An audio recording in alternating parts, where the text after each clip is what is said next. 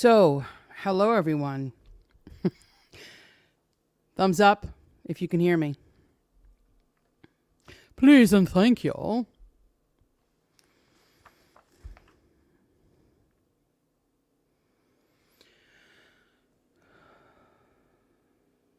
Thumbs up. Thank you, Marie. Okay, so I think I might have pulled like a muscle back here, so I'm trying to get comfortable on this thingamaroo. So bear with me. That's what I was trying to figure out, and I was trying to stretch it out even before I went live here. So I apologize if I move a little awkward tonight or if I shift around. That would be why. See, whoever said working out was fun, they lie. They lie. So I'm assuming that's what it is. I mean, that's what it feels like. So I'm going to put some BioFreeze on it tonight and work it out a little bit when I'm done with the podcast tonight. So, Marie, as a matter of fact, I'm glad you're here. I have you on my prayer list. So I'm praying over Stephanie, what you told me about the brain tissue and them trying to find the medical help that they needed to have them journey through this. So if you can please either here in the chat or you can send me an email, depending on how private it is. If you can just let me know what the status is on that, or anyone else, if you're listening to this currently live or on post, if you've given me a prayer request, if there's an update on that, let me know. That would be great. So thank you, Marie. Still waiting. So anyway, I am going to, it's definitely a pulled muscle because I can feel it pulling. Like I just want to do stretches right now, but I can't because we need to talk about this week's woman in the Bible. Oh, and notice I am sporting red. I'm sporting red for a reason. I haven't changed out of my work clothes. So I'm pretty excited about the providential will of God because he's sovereign. So whoever's in the White House come January, that's from the Lord, not a selection. So I'm pretty excited about what transpired last night. I'm pretty excited that we, to my knowledge, as it sits right now, we have control of not only the House, but also Senate. So that is awesome. Thank the Lord for all of that. But now comes the tell is if he controls all of this and in 2 years there aren't things moving in this country, then, all of our politicians stink, including if he doesn't change anything, Donald J. Trump. So I always say, Lord willing, if we're even here in January, you never know what's going to happen. But as always, I'm going to tell you guys to please pray for our leaders, including those we don't like. But pray for Trump, pray for his continued safety and protection. There is a reason that his life has been spared twice. I don't believe in coincidence. So pray that everything goes according to constitutional plan, that the House will certify this election. I had to listen. I didn't have to. I actually turned her off after a while. The cackling hyenas concession speech. And anyway, they claim that they're going to give a nice little transfer of power. So with that being said, let's continue to keep this country, our president-elect, and even our current president, Biden, in our prayers, and including Kamala. I mean, as I've said time and time again, she needs Jesus as well. Oh yeah. Okay. So I'm going to grin and bear it tonight because I'm in a lot of pain. So tonight's Women of the Bible, it's going to be an interesting podcast tonight. And I really want to stick with my notes. Don't be overwhelmed. Some may ask why I'm even bringing up this woman in the Bible with all of the hellish and evil things that she did, the things we'll read about her.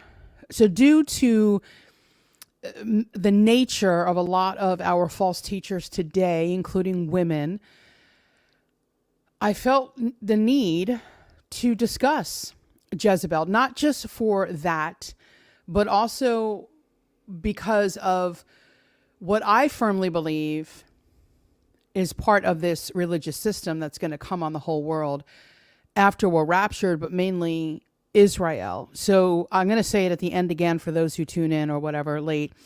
But Friday, I'm going to talk a little bit about Israel. Not a little bit. It is going to, when I say a little bit, meaning the podcast probably won't be that long, but I am going to dive into Israel. And the reason I'm going to do that is I just really felt led of the Lord. So because the spiritual deception is going to fall upon them, that's fact. And when I read accounts that I've been reading in 1st and 2nd Samuel, 1st and 2nd Kings, 1st and 2nd Chronicles, and then comparing that with the major and minor prophets, apostasy is still current day running rampant within the Jewish community. And I believe that's going to be a great deception. So I don't want to get off course here tonight, see what happens when I don't stick with notes. But anyway, so it's not only, there's not a Jezebel in, and I don't want you guys to take me as NAR tonight or deliverance, but when I say the Jezebel spirit, I'm talking about apostasy, but coming through the means of a very demonic spirit.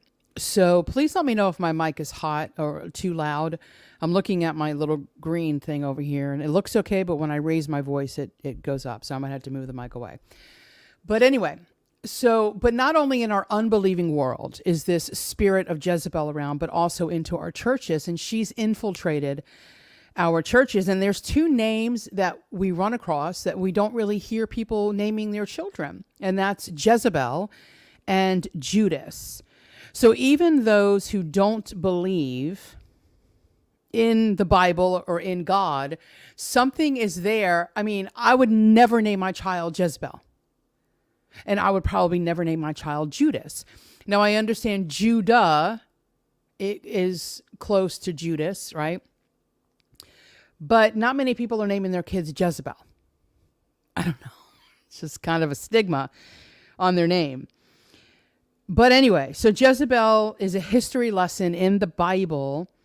And if you don't want to hear Bible tonight, if you don't want to hear a lot of history before we get to the account, tonight's not going to be for you. And I know that once I start talking Bible, I just see the numbers dwindle. It's sad to look at, but I don't know why, it just happens. But I want us to start off properly on how do we land at Jezebel. Did they just land here and they were like, oh yeah, Jezebel was the worst? Or was there a progression to the rebellion and the apostasy in Israel? So as always, I have a lot of slides here tonight. And I'm using my laptop, as you guys can clearly see. Stretch Armstrong, and oh yeah, that's a muscle. And you're going to hear me probably grunt a little bit here tonight like an old lady. Definitely have to stretch that out. So anyway, I can't reach my mouse, so I have to use it here. So tonight we're going to be talking about Jezebel. A little history, I guess, on her. Her name, no one can really find the true meaning for it. But I'm going to use this, not that it's biblical, it's not at all. But in Hebrew literature, because they know all about Jezebel, which I find ironic, that's what they coin her name as, is the non-exalted one. Jezebel is the non-exalted one, and that's who she is, for sure. So Jezebel is more than a name or some woman. Jezebel, as we will find out later in a little bit, she was a very wicked, wicked woman. And her name, just like the Queen of Sheba, is mentioned in the New Testament. And I would like to know, well, why? If there's names mentioned in the Old Testament, kind of like Daniel is mentioned in Matthew, right? As Daniel said. So when these names are mentioned, well, let's go back. Well, why is Jezebel so important? Now, I know a lot of people know this story, or you may not. You may know bits and pieces. But that's what I wanted to talk about here tonight. So I'm going to go into a little backstory of how we land to where we do tonight. After Solomon, I'm going to talk here for a little bit, and then I'll put some slides up. So after Solomon's, you guys mind if I lean back? Okay, good. After Solomon's rebellion against God, I'm not going to get into all of that. Let's just say he had an eye for the ladies. And because of that and him going outside of him remaining in just the Israel camp, and he was interested in a lot of ites, which probably gave him mites. And God was like, yikes. But anyway, that's not in my notes. That was just comic hour. So Solomon had an eye for the women. And then because of those non-Jewish women, they had infiltrated within the kingdom. And Solomon, unfortunately, he had hundreds of wives and concubines. I feel like Carly or someone else can correct me if I'm wrong. I feel like it was like 800. I don't know. I'm thinking when I read that number in my head, like how? Like how could he keep up with all of that? So yeah, he had a lot more than wisdom. I'll just say that. He definitely had stamina. So with that being said, these pagan women also brought Solomon to worship pagan gods. So this is kind of how it starts with Israel's. We all know that it didn't start there. It didn't even start with David. It started way back, right, in the days of Moses, and then, well, really Abraham. But when Abraham was called out and selected to be Father Abraham, right? And then Jacob was then changed his name to Israel. So all of this is connecting the dots to where we land here. So Israel, God has always had a purpose and a plan for them. Israel is 700 wives, and I think this says 300 concubines. And if that's what it says, dang on me, yay, yay. Give me a round of applause because I don't have my spectacles on. So thank you, Lord. Anyway, and we just know that God has really been trying to get Israel's attention, and that's current day as well. He's still trying to get Israel's attention. So anyway, because of Solomon's rebellion, God took from him the kingdom. And because of that, the kingdom was now split in two. So I'm sure you guys know this. You have the northern kingdom, which is Israel, and then you have the southern kingdom, which is Judah. So when you read the accounts in 1st and 2nd Kings and 1st and 2nd Chronicles, as I just stated before, I see, does that say chop, chop, chop, or clap, clap, clap? I don't know. Are we chopping or clapping? I feel like that might be a clap. So 1st and 2nd Kings and 1st and 2nd Chronicles, you also have to know what major and minor prophets, not all of them, but in some accounts, it parallels with other books in the Old Testament. It really helps you, let me just digress here, but it will really help you understand what's happening, why the prophet is saying what they're saying. It is very clear that each kingdom under this division, God sent his prophets to not only warn Israel of their rebellion, but also warn the kings who did not obey, right? We're going to come to the first account here tonight soon. But those kings who did what was evil in the sight of God. So this is basically why I wanted to do a backdrop before we go into Jezebel tonight. So as we close out an amazing night, meaning last night, I'm so excited. Okay, we must realize this is not a setup, right? It's not a selection. Because if it is, it's the greatest acting I've ever seen from every person under the sun. So from the left, from the right, and nobody is writing anybody out. Like, that's what I don't understand. Let me just please digress on that. This is not even in my notes. So if it's truly a selection and they just keep toying with the American people or even in your country and everybody's involved, shouldn't they? I don't know. Shouldn't they win an Emmy by now? So you're telling me someone said Timcast is part of it, Russell Brand is part of it. They all have a script. Well, they're really good at memorizing the script. That's all I'm going to say. So I digress on that. My bad. But last night, for those of us who voted, for those of us who are like, finally, I can afford a little bit of life and have some breathing room. Thank you, Lord. We must realize again that it's not set up, or the a selection is being made. So, and I'm saying all of that because this, again, when we read the Old Testament, God will continue to use man even in today's politics. So why is that? Because God and no one else is in charge of the affairs of man. It was told to me by someone that on a particular podcast on election night, a well-known pastor slash author slash whatever ended a sentence or said this, and I was floored, said, God is sovereign, but. When this person told me that, I cringed. Every part of my being cringed. God is sovereign, but? Who would even add to that? So now you're saying God's sovereign, but not really? That's literally what that word but means. There should never be a but after the sovereign. It should just be a period or an exclamation point. God is sovereign, and you end it there.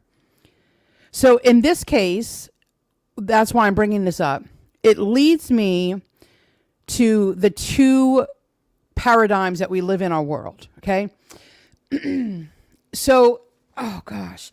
And it's funny because the person who told me, believe it or not, these slides are already done before you told me about the butt. And I just added the butt in these slides. Bear with me, old lady's got a shift. Oh, Lord, that hurts. Okay. So, yeah, definitely a pulled muscle. That's what I get. That's what I get for working out at 52. I should just sit around and eat bonbons all day. I'd feel a lot better. All right. So, the two sides of free will that Calvinists believe that we have zero free will and God pulls the strings in everything that we do. The other side of free will is this camp who gives a but after the sovereign, that we have so much free will that God is no longer sovereign. So both of those accounts that you saw, the Calvinist account, that we have zero free will and God is pulling the strings on everyone, or that we have so much that God is no longer sovereign, both of those are not biblical, nor are either of those ever written in the Word of God to relay such a message. There's a middle ground, and that is where we sit here. We're in a middle ground.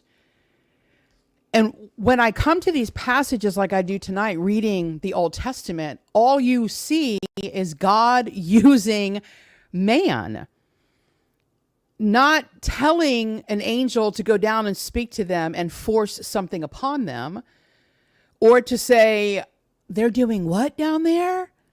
I mean, it's kind of like the story with the Nimrod and the Tower of Babel, right? Same principle. God saw and said, well, let's just see what they're doing. It's not like he didn't know what they were doing, but he wanted to get a closer look. So he did. You know, but God knows. So for us to put a but at the end of God's sovereignty, I would say, but why are you doing that? But why? You know, all the accents I can put on, I feel like Kamala. So when you say God is sovereign, but you're saying God isn't really sovereign. So again, let us just choose our words more carefully.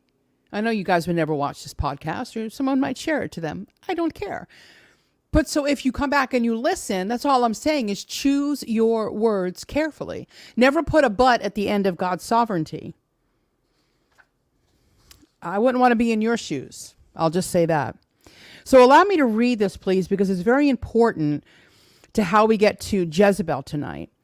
So connecting the dots is very important, and I can't not go into this account. So again, in short, due to Solomon's life choices, meaning his free will, Solomon had a severe case of idolatry and obsession with women.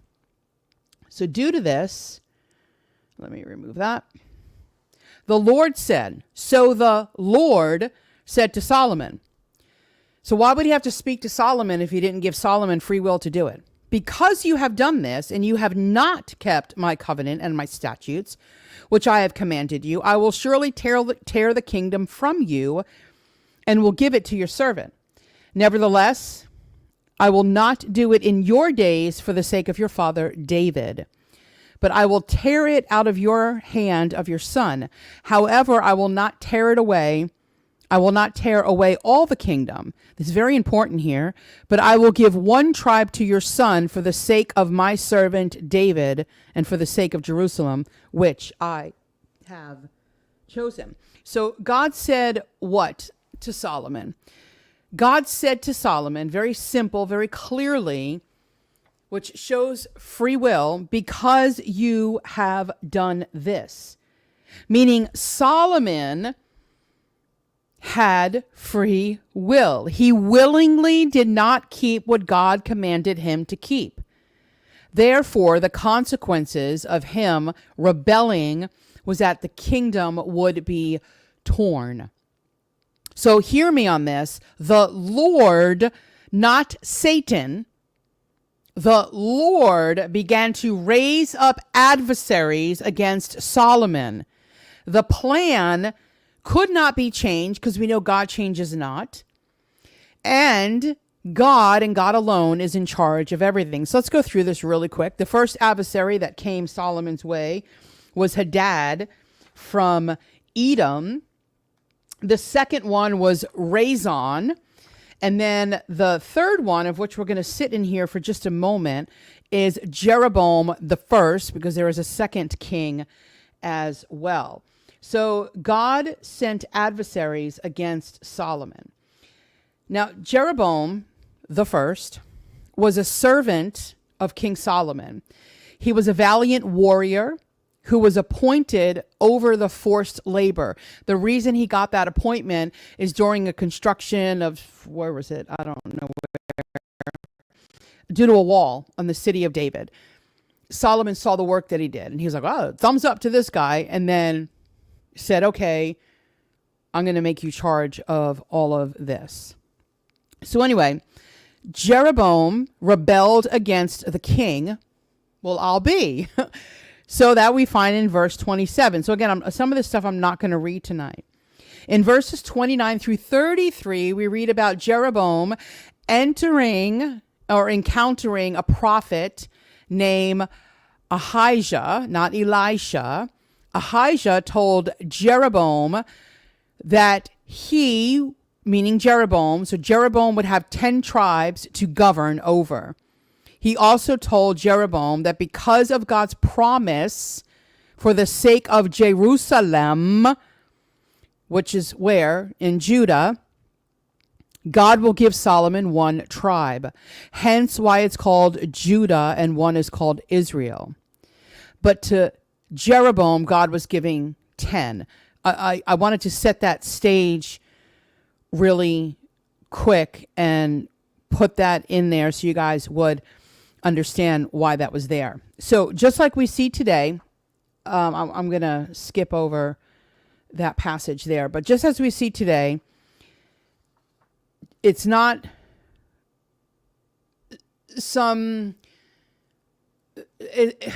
what we read in the Old Testament. I'm sorry, I'm having a loss of words.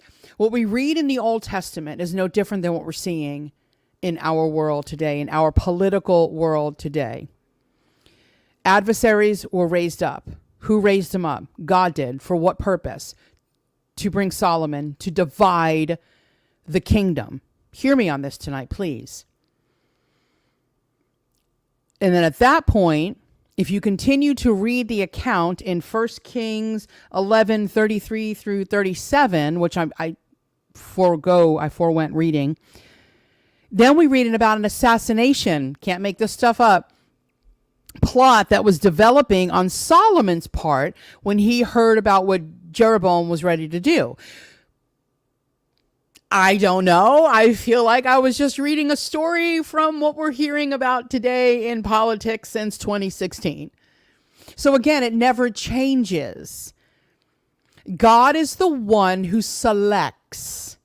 God is the one who gives people adversaries for his divine providential plan. Listen, guys, I'm excited that President Trump won. I am not going to sit here and tell you that I'm not.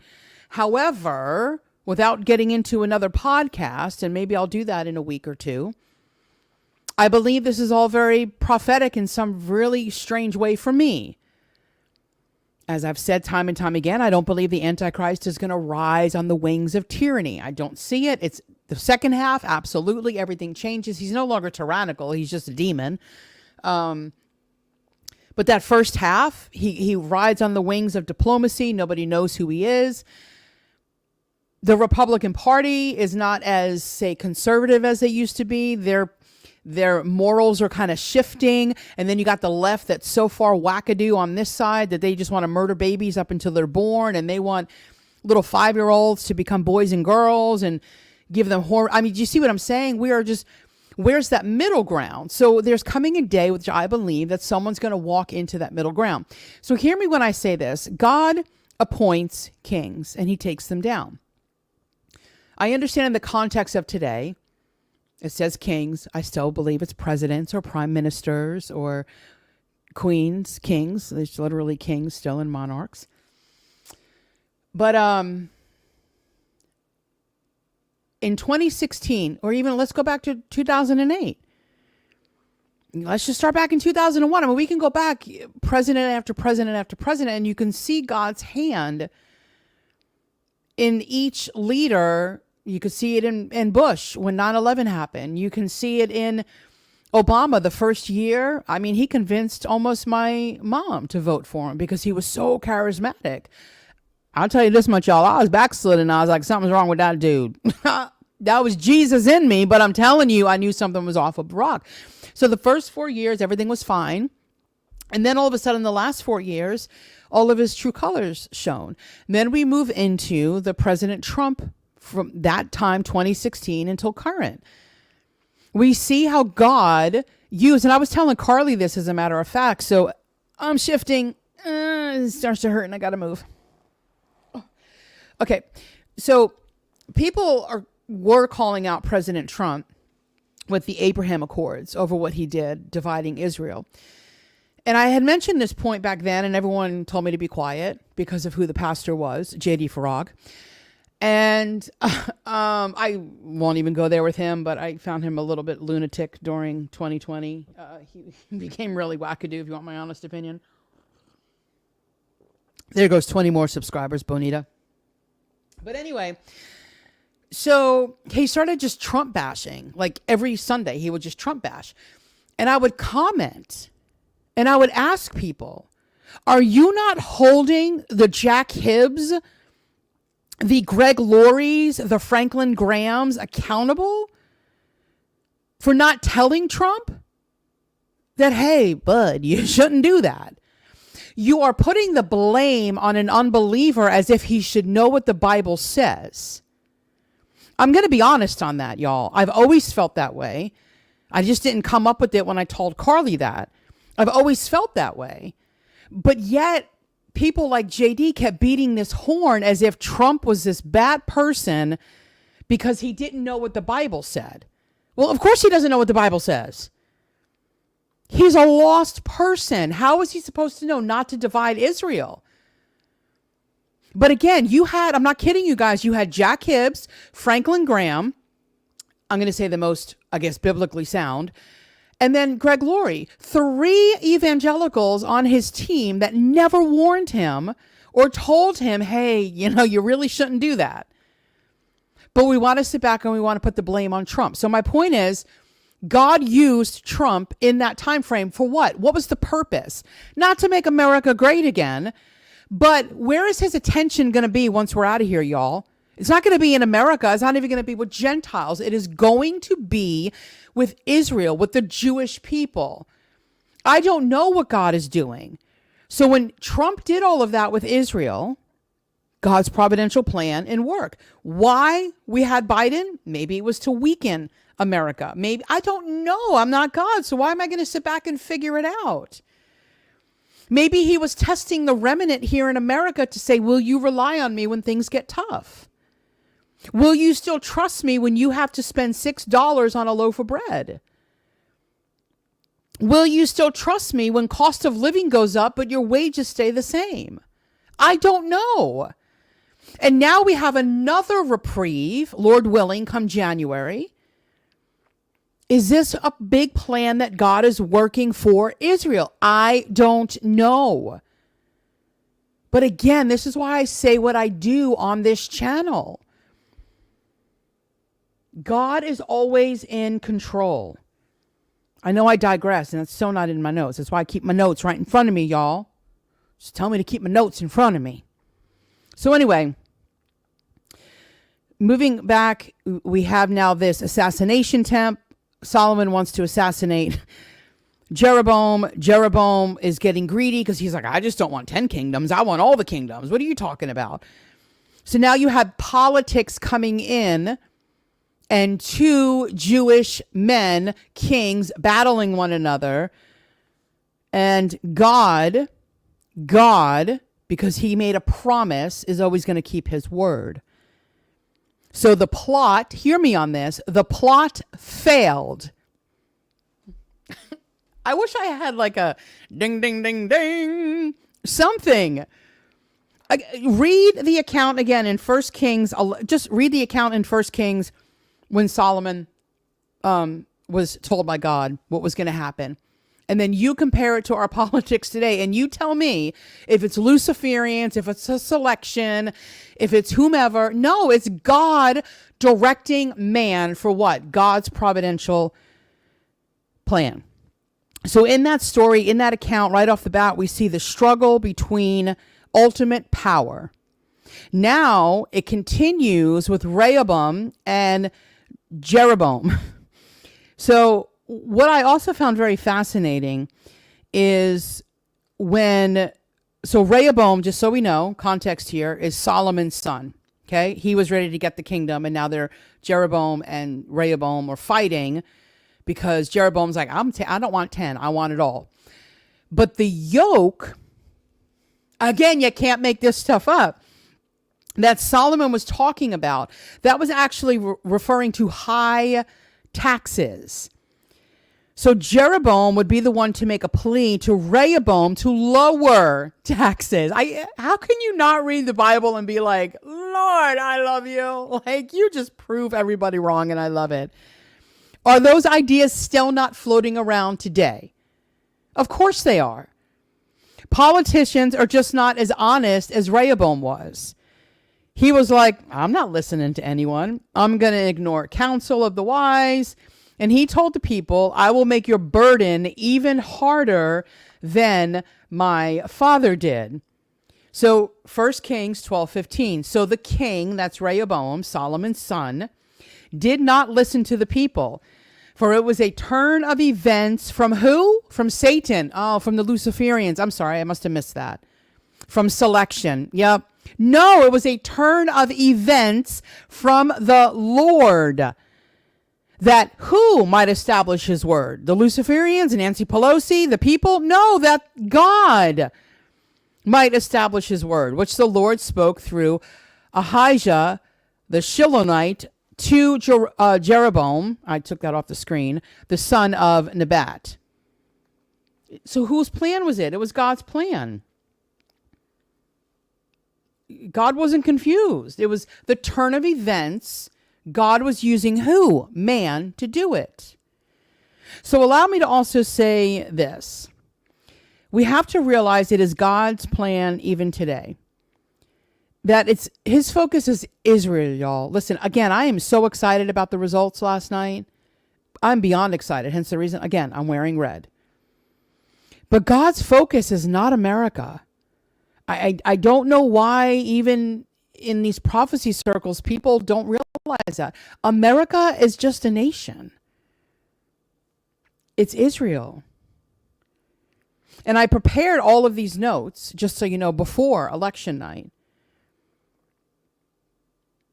And I didn't know what was going to happen. But as we all sit here now waiting until January, my question to you all is, who appointed Trump to be the leader of this free world?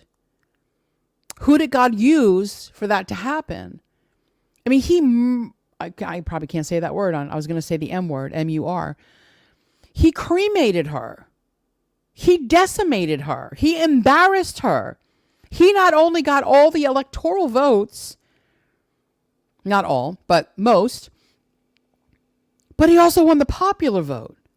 So they can't argue. Now, I'm not going to get into politics on that or how our system works. The popular vote means absolutely nothing because it would always be California and New York dictating who the next president would be. And we don't live in a world like that. That's why we have electoral colleges, because out in the Midwest, they need representatives too. There's 25 million people in Florida, but there's how many in New York, and these little pockets of liberalism. That's why we don't go by the popular vote. That's why our wonderful, wise founding fathers set up the electoral college. That's why it's such a brilliant idea. And if your kids are in college or school and they're not learning about the brilliant idea, you might want to tell them about the brilliant idea, because the popular vote means absolutely nothing. Sorry to digress. But anyway, who appointed Trump? We, the people here in America who went out and voted. So did Satan appoint Trump? No. Did Obama appoint Trump? No. I'm trying to think of a Republican who, I don't know, did Elon Musk? Did JFK Jr.? No. Did the wicked and the debased left? No. God put Trump where Trump needs to be. But who did God use? God used the people. I hope I'm going somewhere and it's making sense in your head. It really doesn't have much to do with the podcast tonight when we get into Jezebel, but I felt like I need to talk about this because I felt like an assassination attempt, the warring sides, I want it all, no, I want it all, just the power struggle. I think we're seeing that today. High taxes, no, you need to lower taxes. It was like a political war going on that we see in our current political system today, regardless of what country you live in. So anyway, the number one reason that I'm glad that this election is finally over, I'll be honest, is because of the false prophets, right? Who keep giving these words that God is giving, but just over America. God's not giving America any words. He's just not. If he was, it's not the God of the Bible. If he's going to give someone a word today, it's going to be, I guarantee you, about Israel. So another reason I can't wait, and I'm so excited it's over, is all of these Trump bashing supposed Christian channels who are all the while telling you you shouldn't vote while saying, I didn't tell you not to vote. I'm glad they're going to be silenced, at least for a little bit. They'll go back talking about aliens and UFOs and Luciferians, and believe me, I believe in cloud seeding. I believe in weather modification. But they'll be talking about Satan's domain and DARPA and all this other stuff again that means absolutely nothing in the kingdom of God.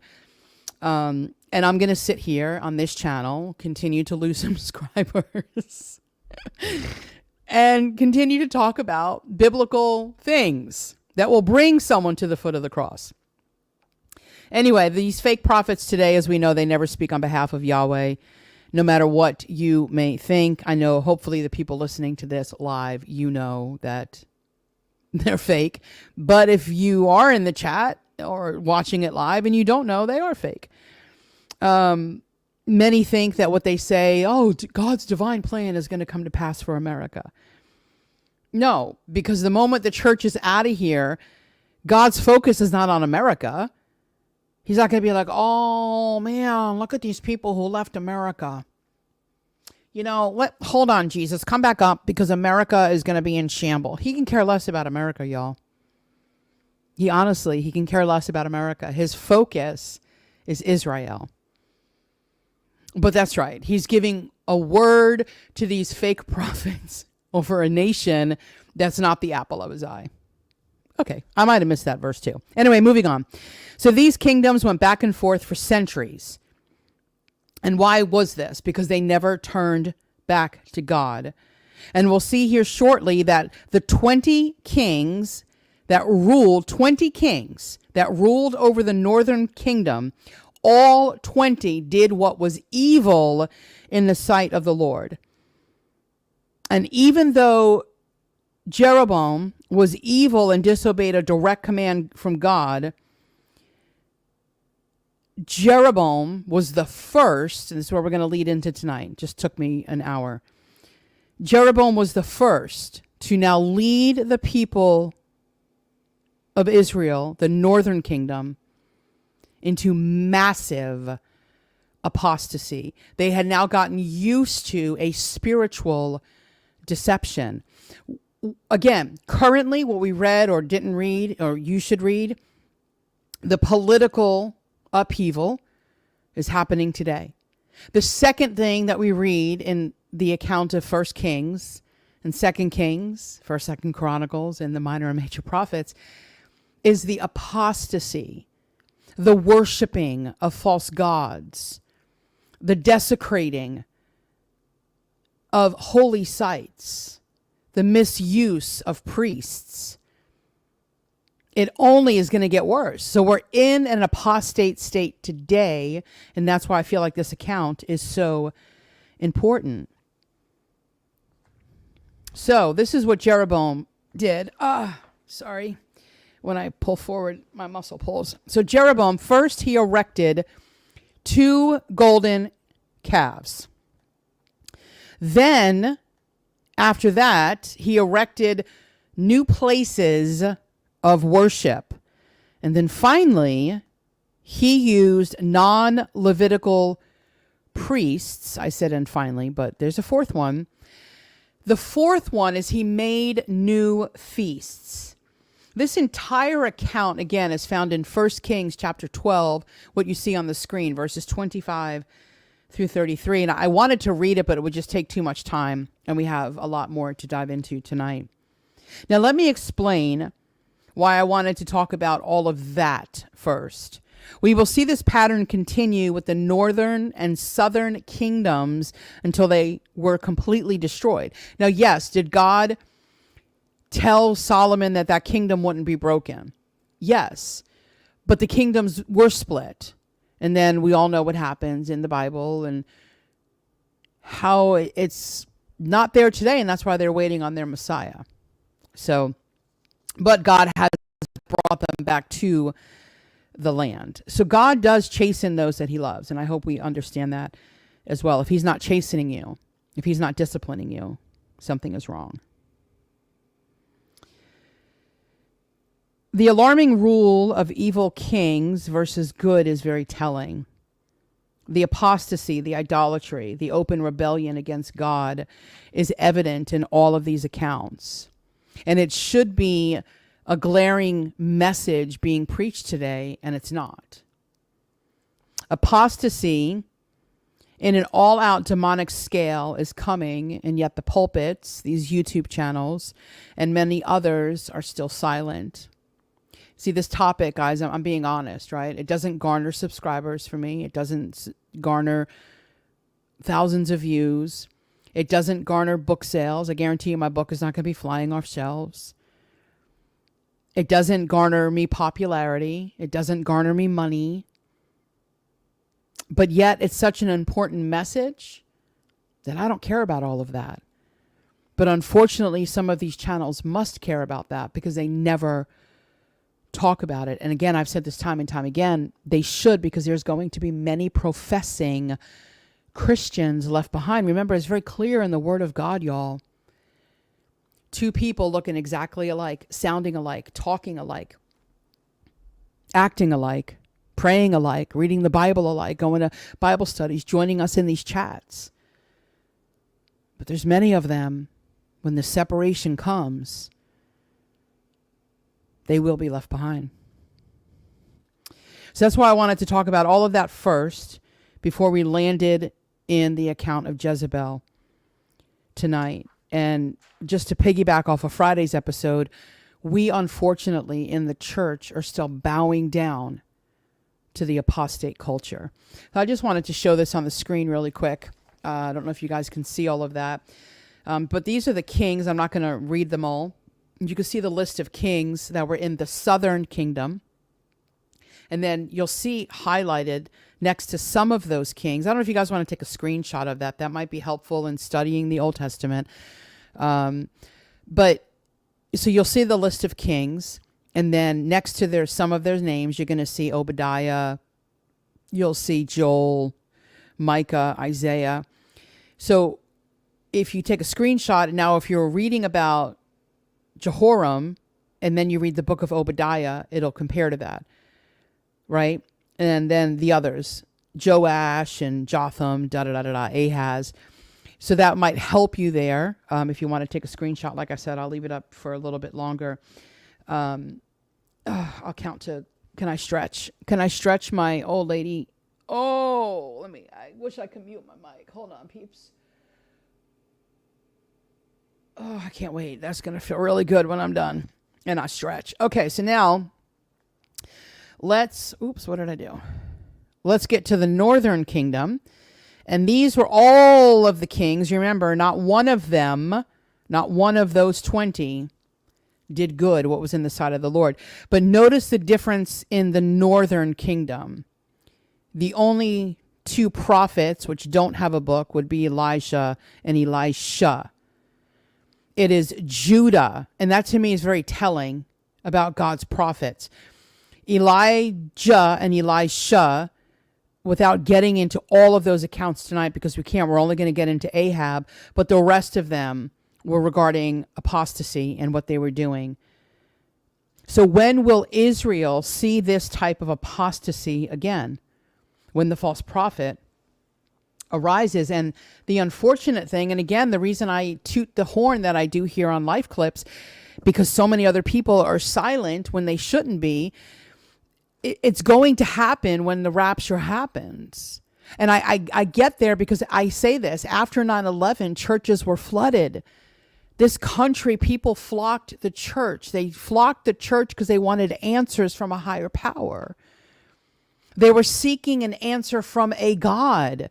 When this all goes down, which is going to be far worse than COVID, far worse than 9/11, far worse than anything that you can ever imagine, where are they going to seek? Now they're going to seek a guru and this spiritual advisor. So we really need to start calling this out and stop talking about the shenanigans that don't mean anything.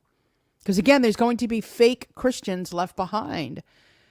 How is talking about AI or Klaus Schwab or the WEF or the WHO or DARPA or CERN or Nephilim, how is that going to save your loved one? How is that going to get that tear to realize, wait, God never chastens me. God never wait, I'm so confused. And they sit back and now they're reflecting. That's why I do what I do. And it proves that God has me where I'm supposed to be because my numbers tell a story. I'm not popular for a reason. But you know who I am popular with? Jesus. So now we've got the good kings of the southern Judah. Asa, Jehoshaphat, Joash, or some people call him, no, I'm lying on that one. Oh, that was just a typo. The word Joel should have come out. I don't know how to say that name, y'all. Amizah, Jotham, Hezekiah, and then Josiah. And I also want to say this, because there's a lot of names that are duplicative in the Bible, right? And sometimes it could be confusing when reading. And that's, I think, sometimes why it's the son of so-and-so. So there's two Jehus mentioned. There's the king in the northern kingdom of Israel, and then there's the prophet Jehu. The first Jehu who's mentioned in 1 Kings was the prophet, the son of Hananiah. The second Jehu, which was an evil king, he's mentioned in 1 Kings 19. He was the son of Nimshi. So we have to remember when we're reading stuff, that's why I always say just read the Bible slowly. You'll see that it's different. Because when I was reading the account, I'm like, wait a second, the prophet became a king? And then I said, wait a second, no, he's not. That's not the same son of. They were different. And then I was reflecting upon, but Israel didn't have one good king, so therefore that can't be a prophet turned king.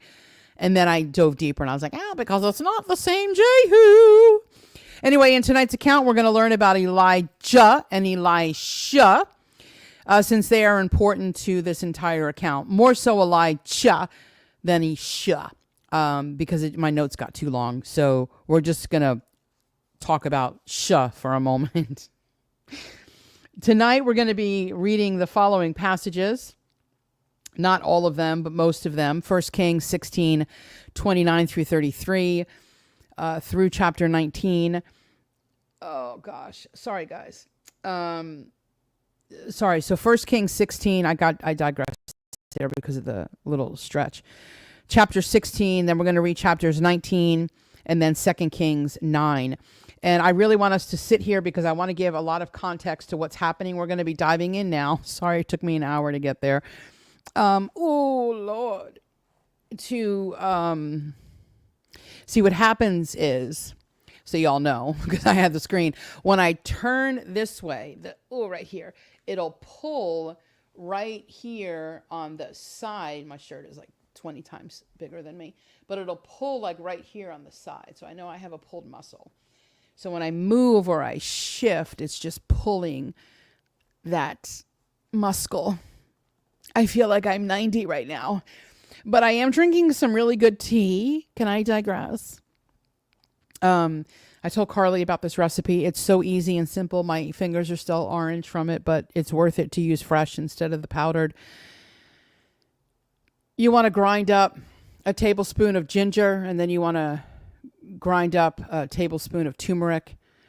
Then you take a little dash of pepper, take about 4 cups of water, let the water and boil, and then you put in the fresh turmeric and ginger and a little so the pepper is good for your metabolism and things of that nature, but it is spicy, so I don't put that much. I just put a dash. Anyway, so you let that come to a boil, and after it boils, then you want to turn it and simmer it for about 15 minutes. And then when it comes off the heat, when it's done, let it cool down for about another 10 minutes. You are going to have to strain it. So the way that I do it is I take a big bowl, and then I have a colander that's mesh. And I take the hot water and I pour it over there. So now it's sitting in a bowl, right?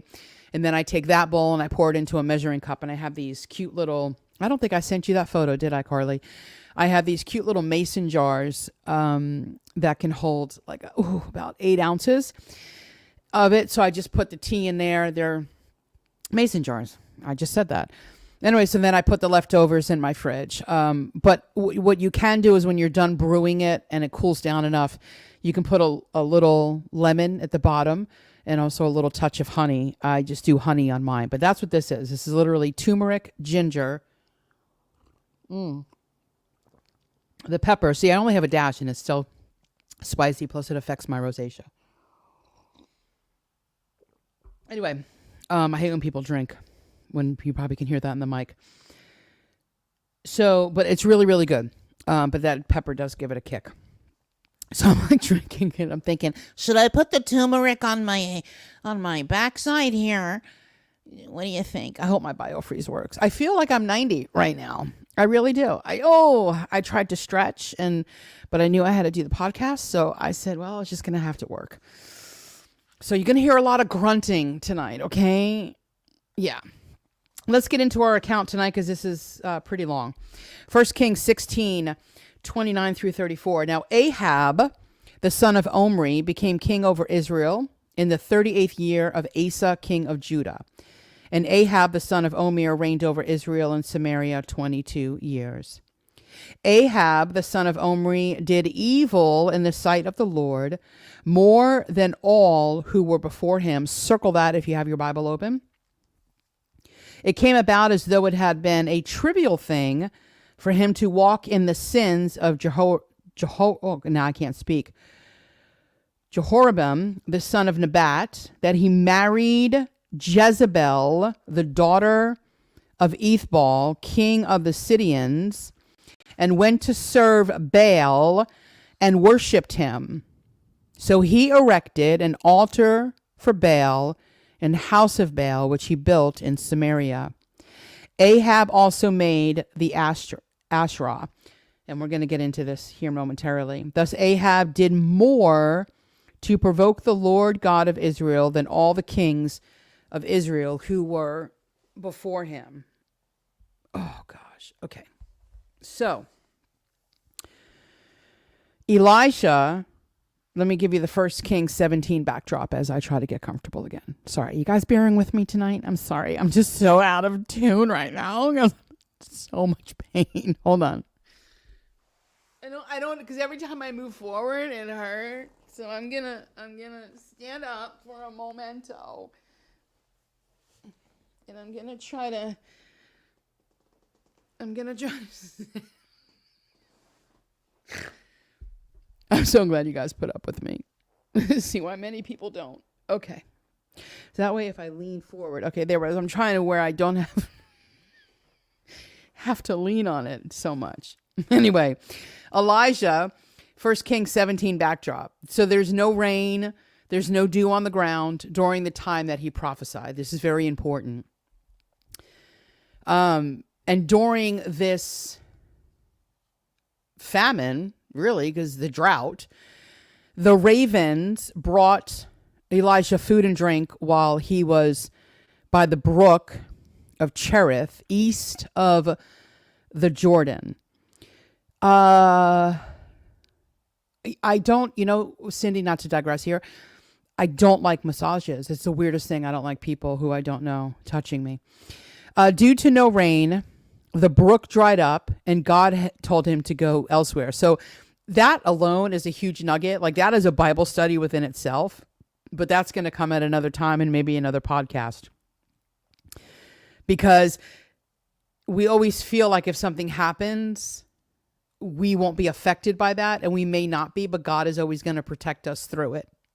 Kind of means what the whole Biden thing for the 3.5 years we've been under this. So in short, Elijah's mission was to show Israel who God was and not Baal. Because God made it very clear what? Thou shalt have no other gods before me. So clearly there are other gods, or he wouldn't have said it. And don't create a graven image. So, I'm moving. I know that sounded like something else, but I promise you it's my foot on my chair. So Elijah, the no rain, and what we're going to come to the account, I'm sure you guys know, it was, again, to say, hey, Israel, do you not remember God? Because who you're serving, I'm going to prove to you that he's not God. So this account that we read about, if we read, that's why a lot of people say Elijah and Moses could be the two witnesses, because they, not that they parallel one another, but Moses, if you read about why he went into Egypt, well, it was to let God's people go, but there were also miraculous things happening in that time with Moses and Aaron. So anyway, only one God is God.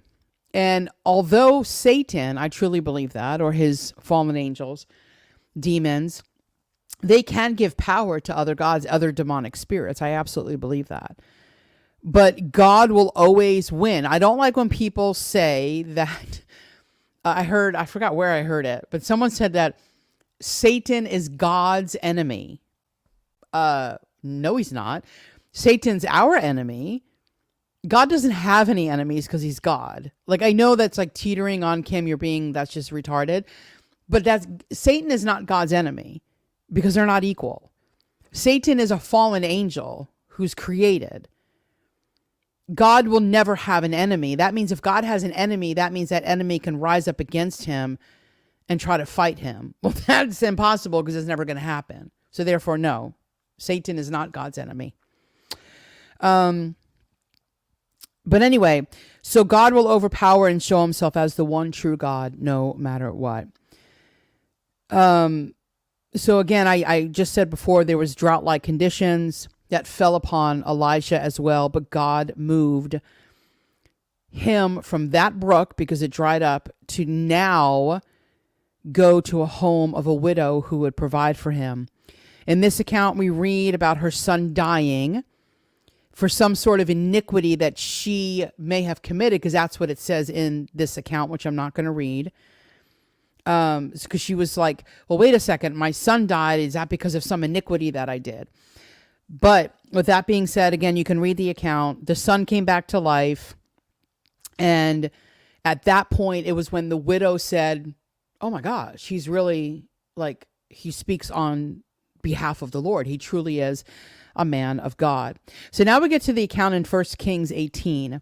The word of the Lord told Elisha to show himself to Ahab and rain would descend on the land. We read about this man, Obadiah, who feared the Lord. We read that in verses 3 and 4, again in 1 Kings 18. And then in those verses, it explains that Jezebel was destroying, killing, murdering prophets, but Obadiah was over her household. Obadiah hid by groups of 50, 100 prophets in caves. So one would ask, I know when I was reading that account, so I'm reading it and I'm like, well, did Jezebel know? Because if she knew, she would have killed Obadiah. So it also reminds me of other accounts in the Bible, right? Not like he was cowering and quieting. He wasn't saying anything.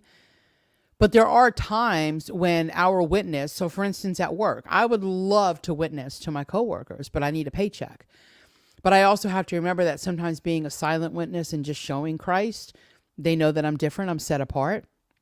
But anyway, so here was Obadiah. So one would think, well, she couldn't have known because she was so evil and so demonically debased that she probably would have killed him. She would have destroyed him as well.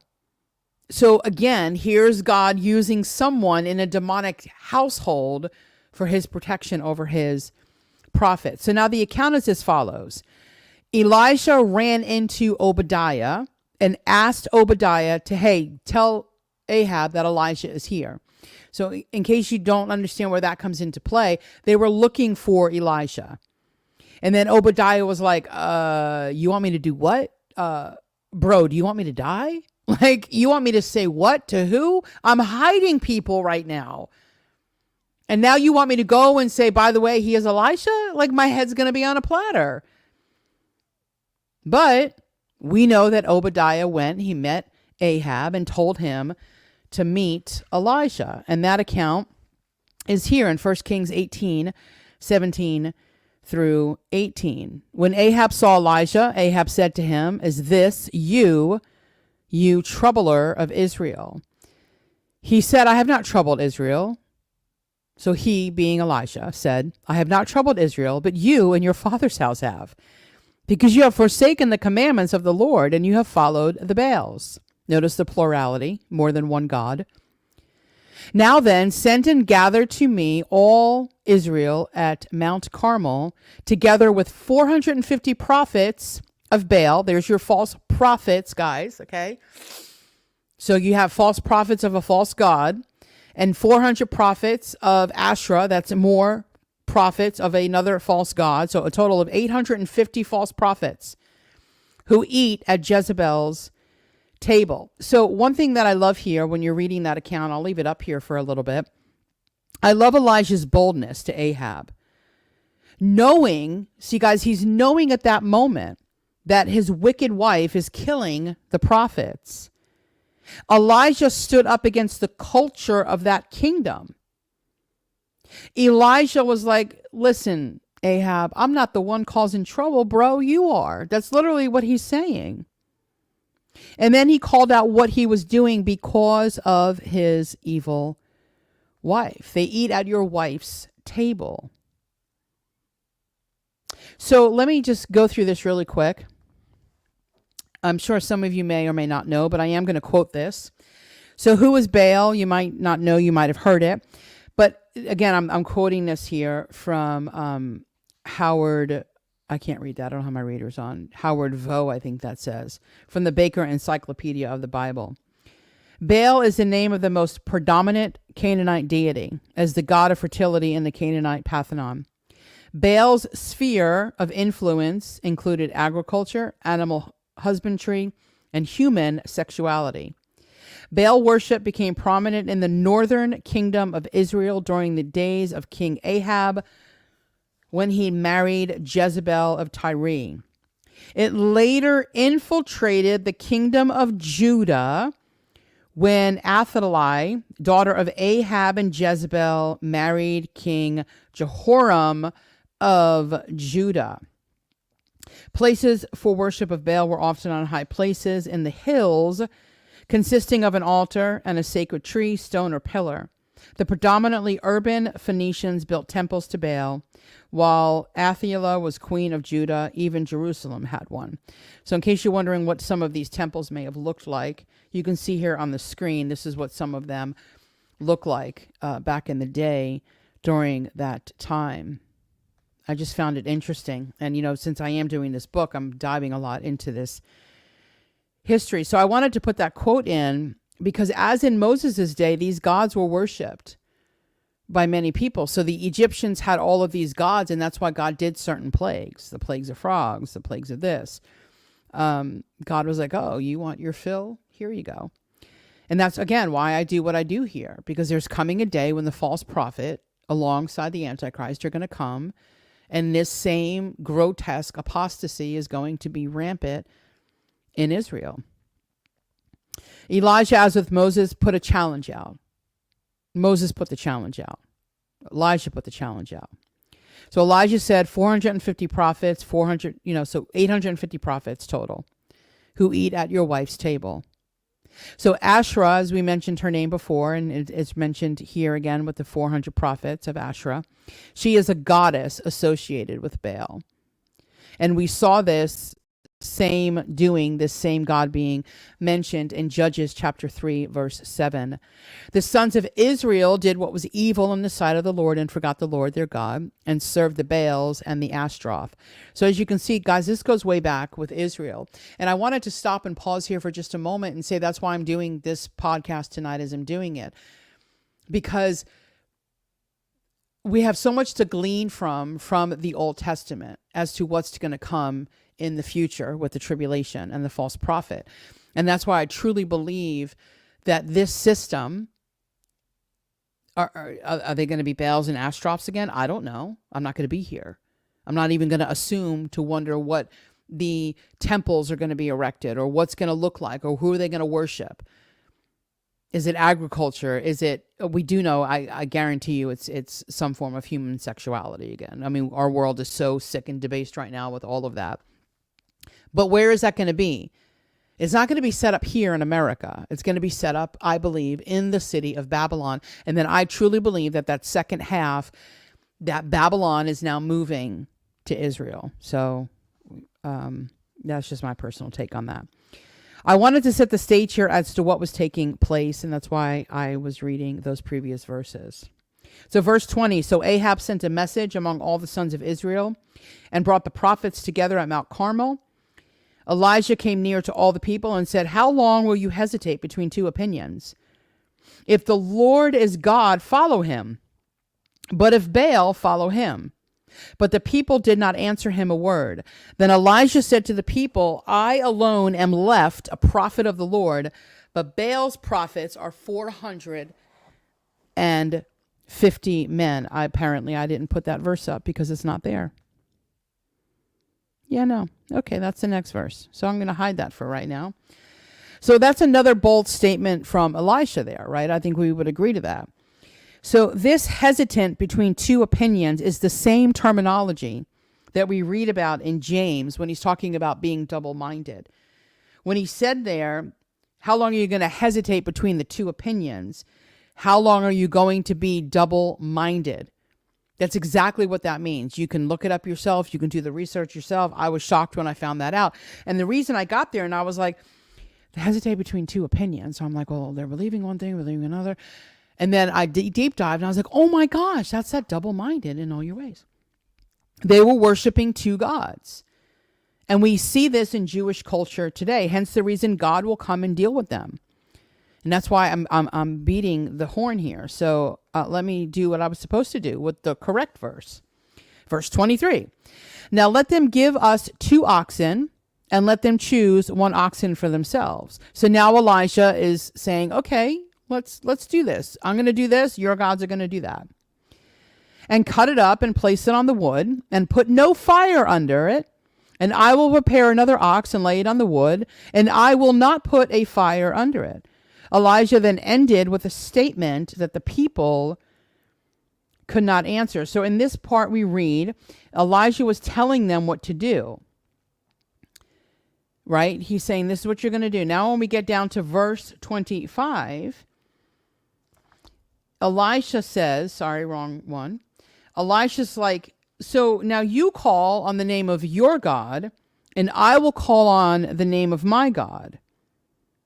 And whoever answers by fire, well, is God. So then the people said, that's a good idea.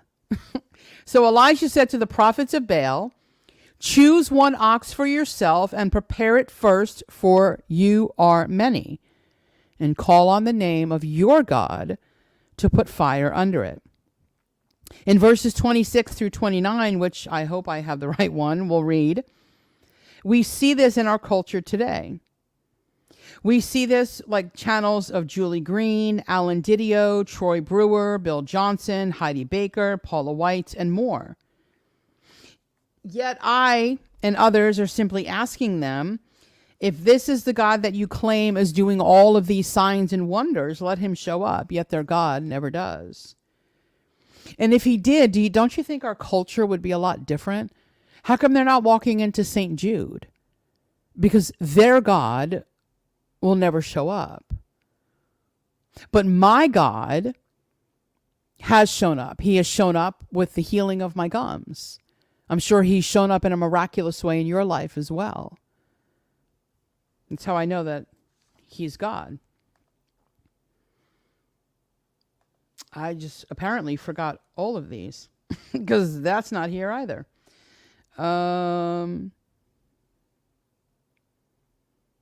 I don't know what I did, y'all. Give me a second. Let me delete some of this stuff. Okay, here is 26 through 29. Then they took the ox, which was given them, and they prepared it and called on the name of Baal from morning until noon, saying, O Baal, answer us. But there was no voice, and no one answered.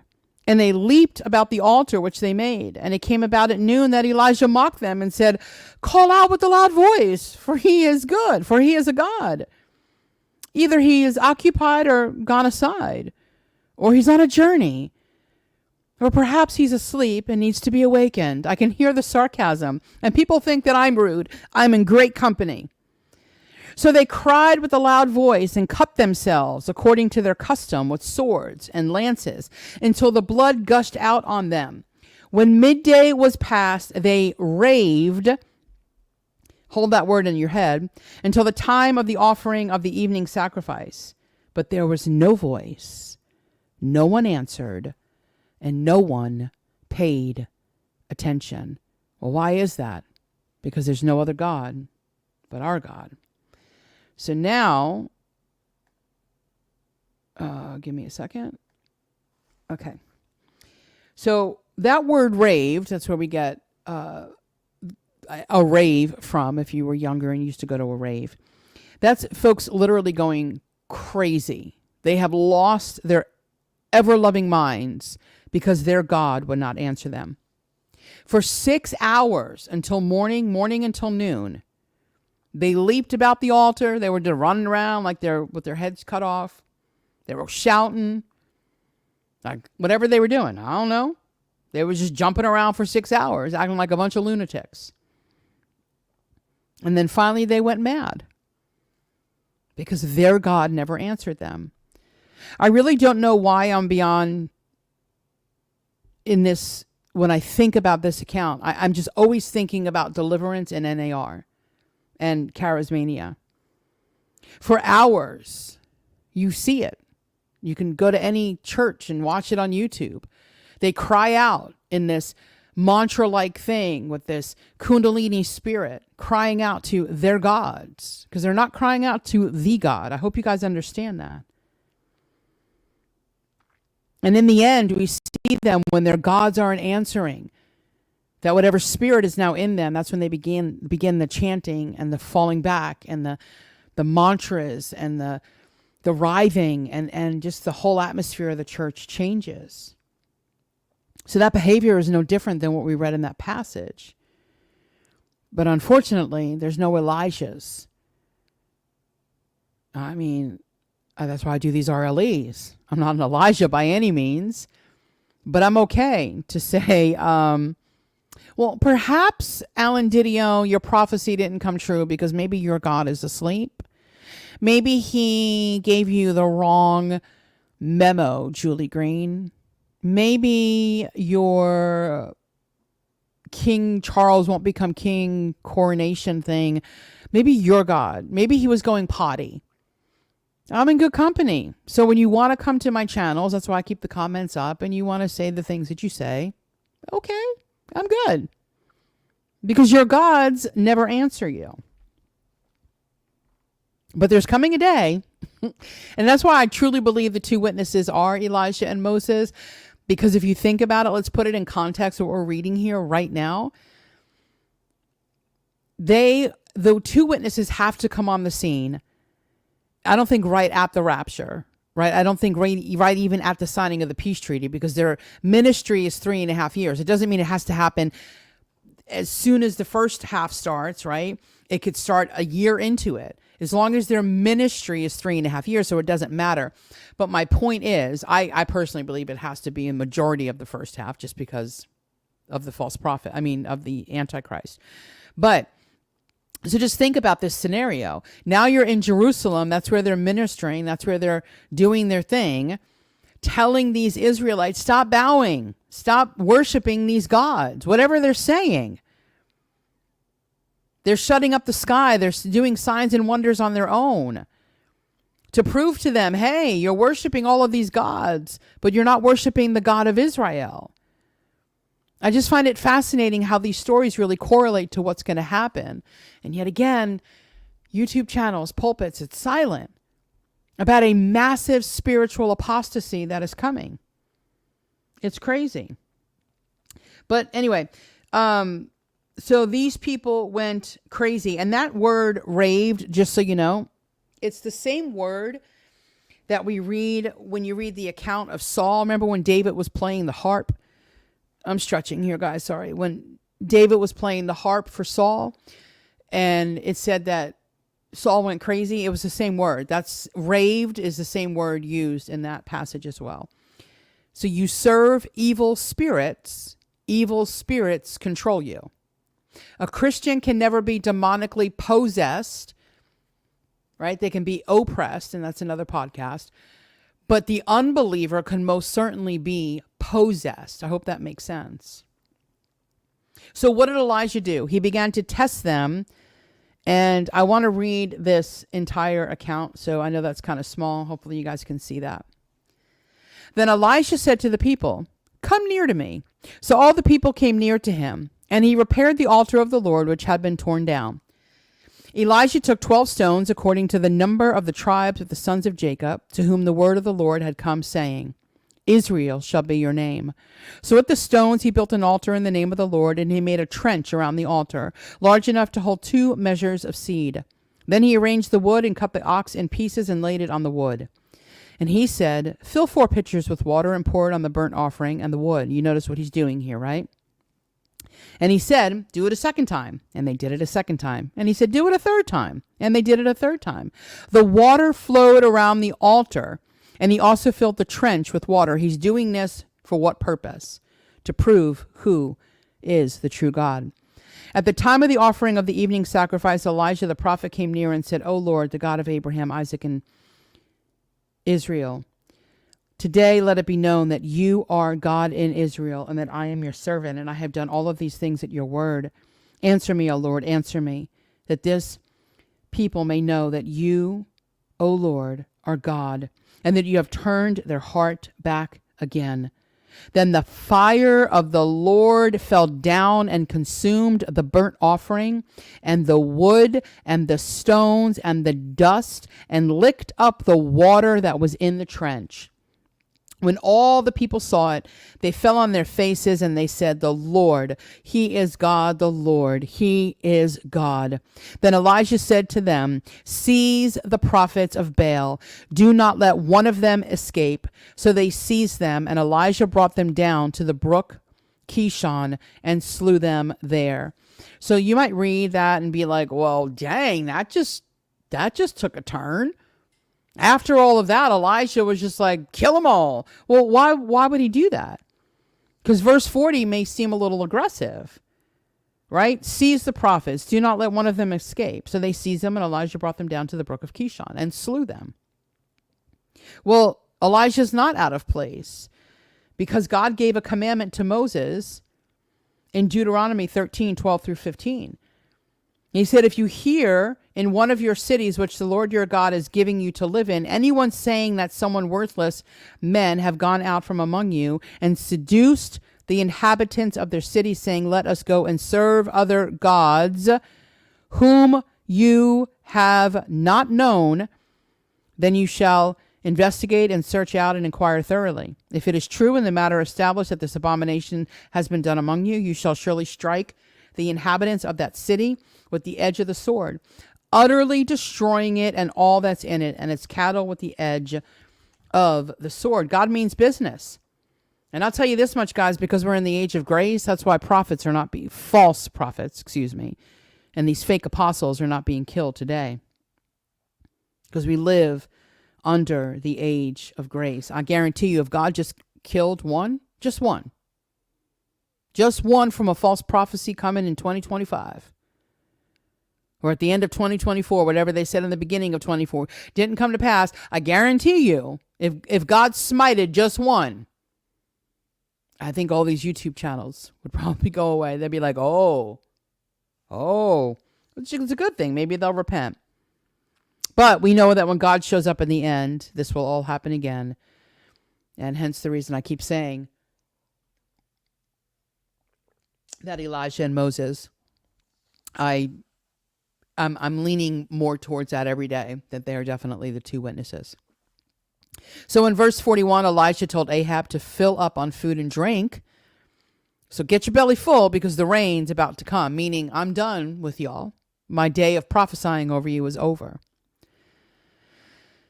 These verses that are coming up next, they may be challenging to understand. I know they were for me for a little bit, so I had to kind of keep reading them. So I just wanted to break them down just to give a little bit more clarity. In verses 43 through 45, we'll get to that in just a moment.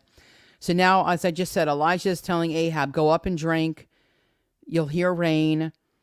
So Elijah went up to go pray for rain, and then Ahab went down to go eat and drink. So then when Elijah went up, he at the top of Mount Carmel, and he crouched down on the earth and put his face between his knees. So now he's asking the Lord, he's coming to the Lord, hey, I just told him that it's going to rain. Please let it rain. And this is what takes place in these verses. He said to his servant, that's God, go up now, look toward the sea. So he went up and looked and said, there is nothing. And he said, go back 7 times.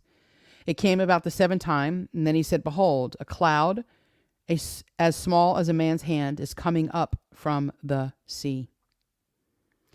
And he said, go up, say to Ahab, prepare your chariot and go down, so that the heavy shower does not stop you. In a little while, the sky grew black with clouds and wind, and there was a heavy shower. And Ahab rode and went to Jezreel. So I want to give you guys just a little encounter here, what happened. So we read, and the verse is going to come up in verse 46, that the hand of God was on Elisha. That here was Ahab riding in a chariot on his way to Jezreel, and Elisha was on foot and beat him there. So just to put it in perspective of a supernatural God, the fastest runner on the planet, he's now retired, is Usain Bolt of Jamaica. I don't know if he looks familiar to you guys. He ran for approximately 10 seconds, just 10 seconds, y'all, and he was clocked at 27 miles per hour. But in this case, Elijah ran with a supernatural pace. So just so you guys are clear, this gentleman only ran for 10 seconds at that speed. Elisha ran for 25 miles. That's the trip from Mount Carmel to Jezreel. So you may ask, why is this even important? It's because Where was Ahab going? His belly is full. The rain is coming. Who is he going back to report what just took place? His wife. He's going back to Jezebel because that's who ultimately Ahab has served from the beginning. That's who has influenced Ahab right from the beginning, is Jezebel. And that verse, that's what it says. Then the hand of the Lord was on Elisha, and he girded up his loins and outran Ahab to Jezreel. And what's also very fascinating about that, guys, you have to remember that these people wore cloaks. It's the same cloak when Elisha went up in the chariot that fell and Elisha picked it up.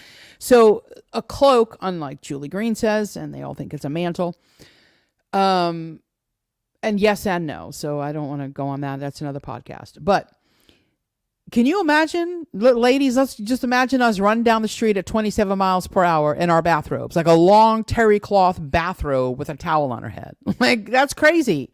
Make sure that thing doesn't get caught in our slippers or something. So again, I always put things in perspective to what happens. So now this account begins to change, and I'm almost done here.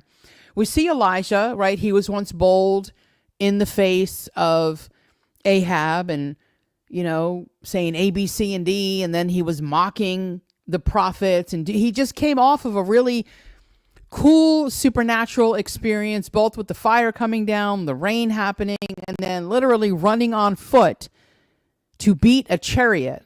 Like, that's some fast running, y'all. But what happens to Elisha? He became fearful of who? He didn't become fearful of Ahab. He became fearful of Jezebel. Why would he become fearful of Jezebel? He became fearful of Jezebel because of her demonic spirit. That's why.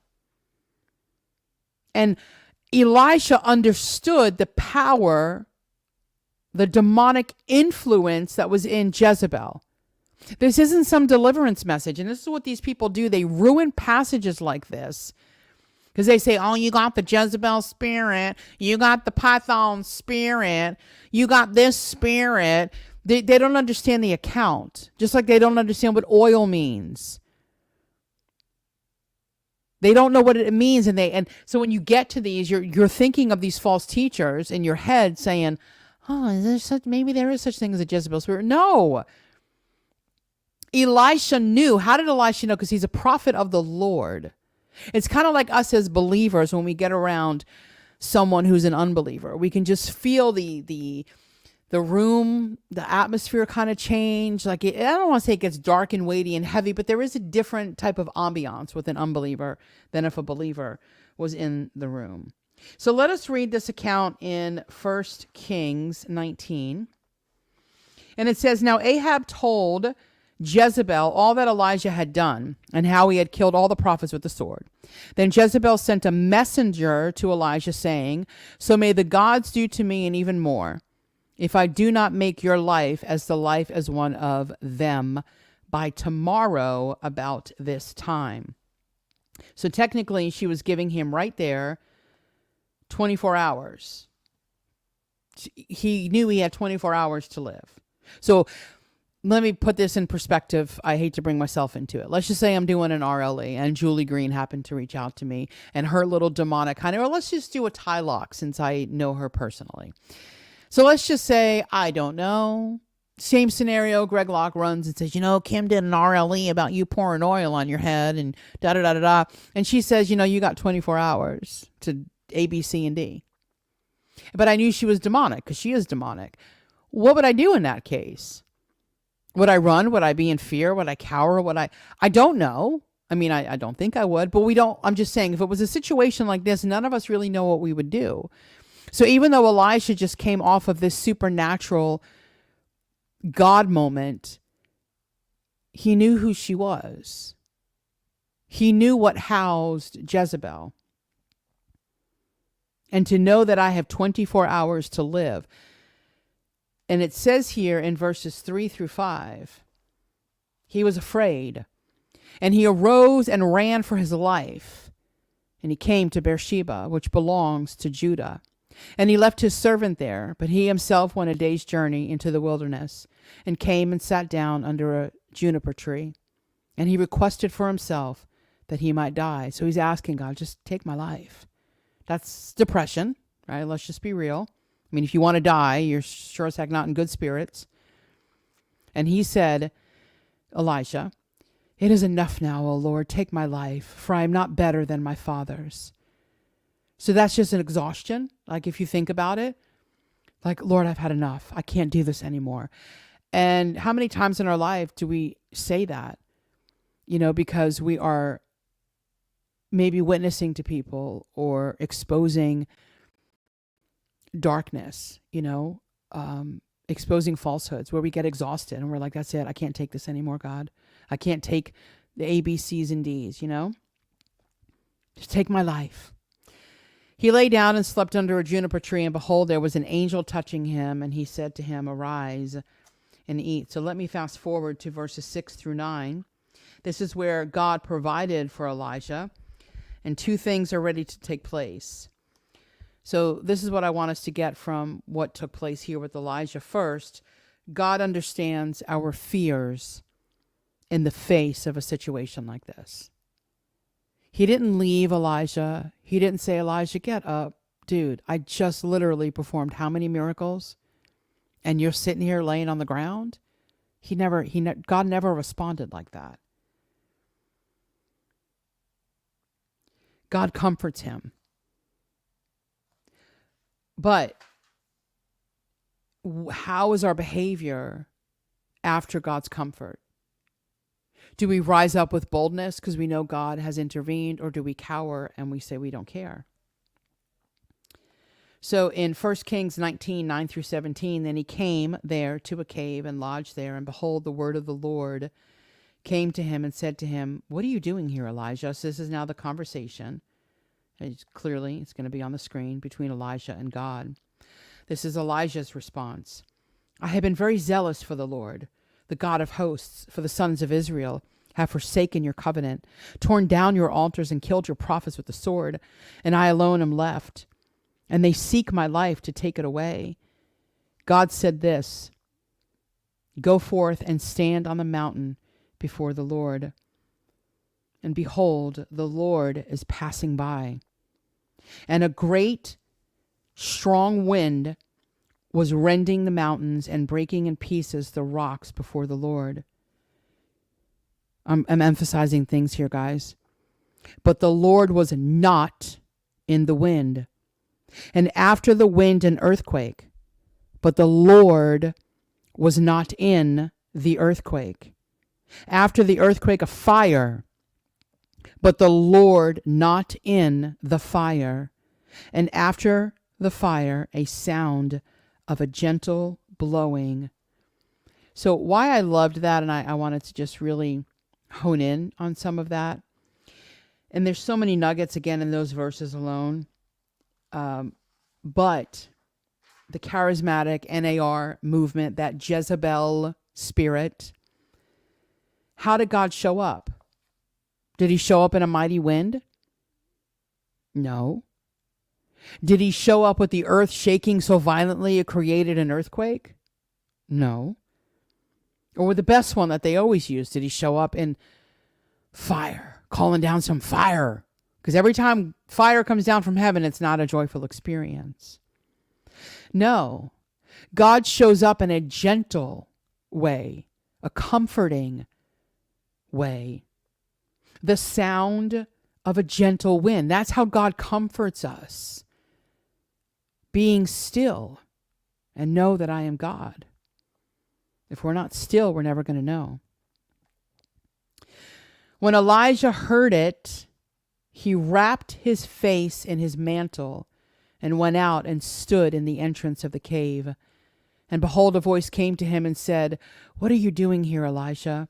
Then he said, I have been very zealous for the Lord, the God of hosts, for the sons of Israel have forsaken your covenant, torn down your altars, and killed your prophets with the sword.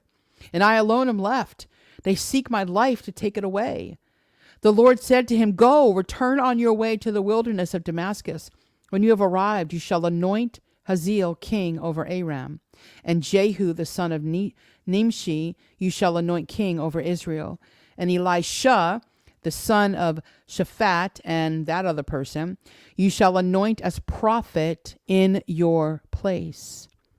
It shall come about that one who escapes from the sword of Hazael, Jehu, shall be put to death. And the one who escapes from the sword of Jehu, Elisha, shall put to death. The whole point of that was that account is God was getting rid of the Baal worship in Israel. And this pattern would continue for a while until it was finally purged. And I found 1 Kings 19 and 18 to be so much like the verse we read in Revelation 11:13. When the two prophets were killed, the moment I read this verse, I was like, whoa.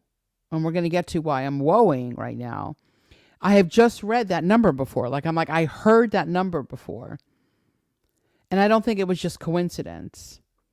I truly believe the same Baal worship that befell Israel in these accounts in the Old Testament will be the same type of worship that they will fall to in the first half of the tribulation. So notice, this is the key factor here. It's after the two witnesses are killed that their warning, their time of ministry has come to an end. But now we read in Revelation 11:13, and in that hour there was a great earthquake, and a tenth of the city fell. 7,000 people were killed in the earthquake, and the rest were terrified and gave glory to the God of heaven. So now we see what? 7,000 people who died. But then when we get to this account, it says, yet I will leave 7,000 in Israel, all the knees that have not bowed to Baal, and every mouth that has not kissed him.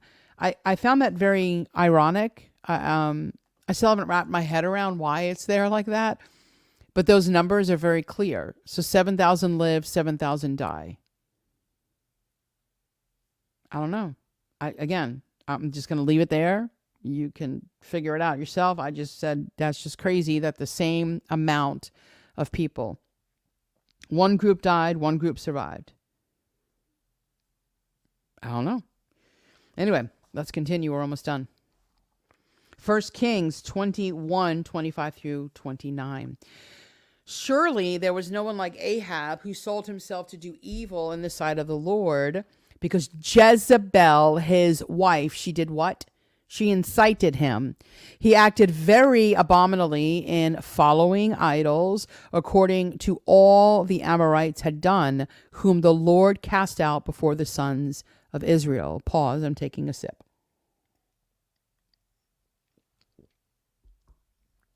It came about when Ahab heard these words that he tore his clothes and put on sackcloth and fasted. And he lay in sackcloth and went about despondently. Then the word of the Lord came to Elisha, the Tishbite, saying, do you see how Ahab has humbled himself before me? Because he has humbled himself before me, I will not bring evil in his days, but I will bring the evil upon his house and in his son's days. So very, very quickly, because I'm not reading it all, I want to end here, sort of. The rest of the account in 1 Kings 19 through 2 Kings chapter 8, I'm just going to put these screenshots up. Oh, it's like you know what it feels like? You have a Charlie horse. That's what it feels like. Oh, that was a hurt pain. Okay, hold please. I got to slide up. Okay. So this is the account. This is the account of Ahab, his Aramean adversary. Then we read about his crimes against Naboth. We read about his death. Then we read about Jehoshaphat and how he did good in God's sight in the southern kingdom. So again, I'm not reading all of this, but this is the account of 1 Kings 19 through 2 Kings 8. The next one here is Uzziah doing evil in the sight of the Lord, and he was in the northern kingdom. Then in the accounts here, we read about the continuance of Uzziah's reign. Hold on, guys.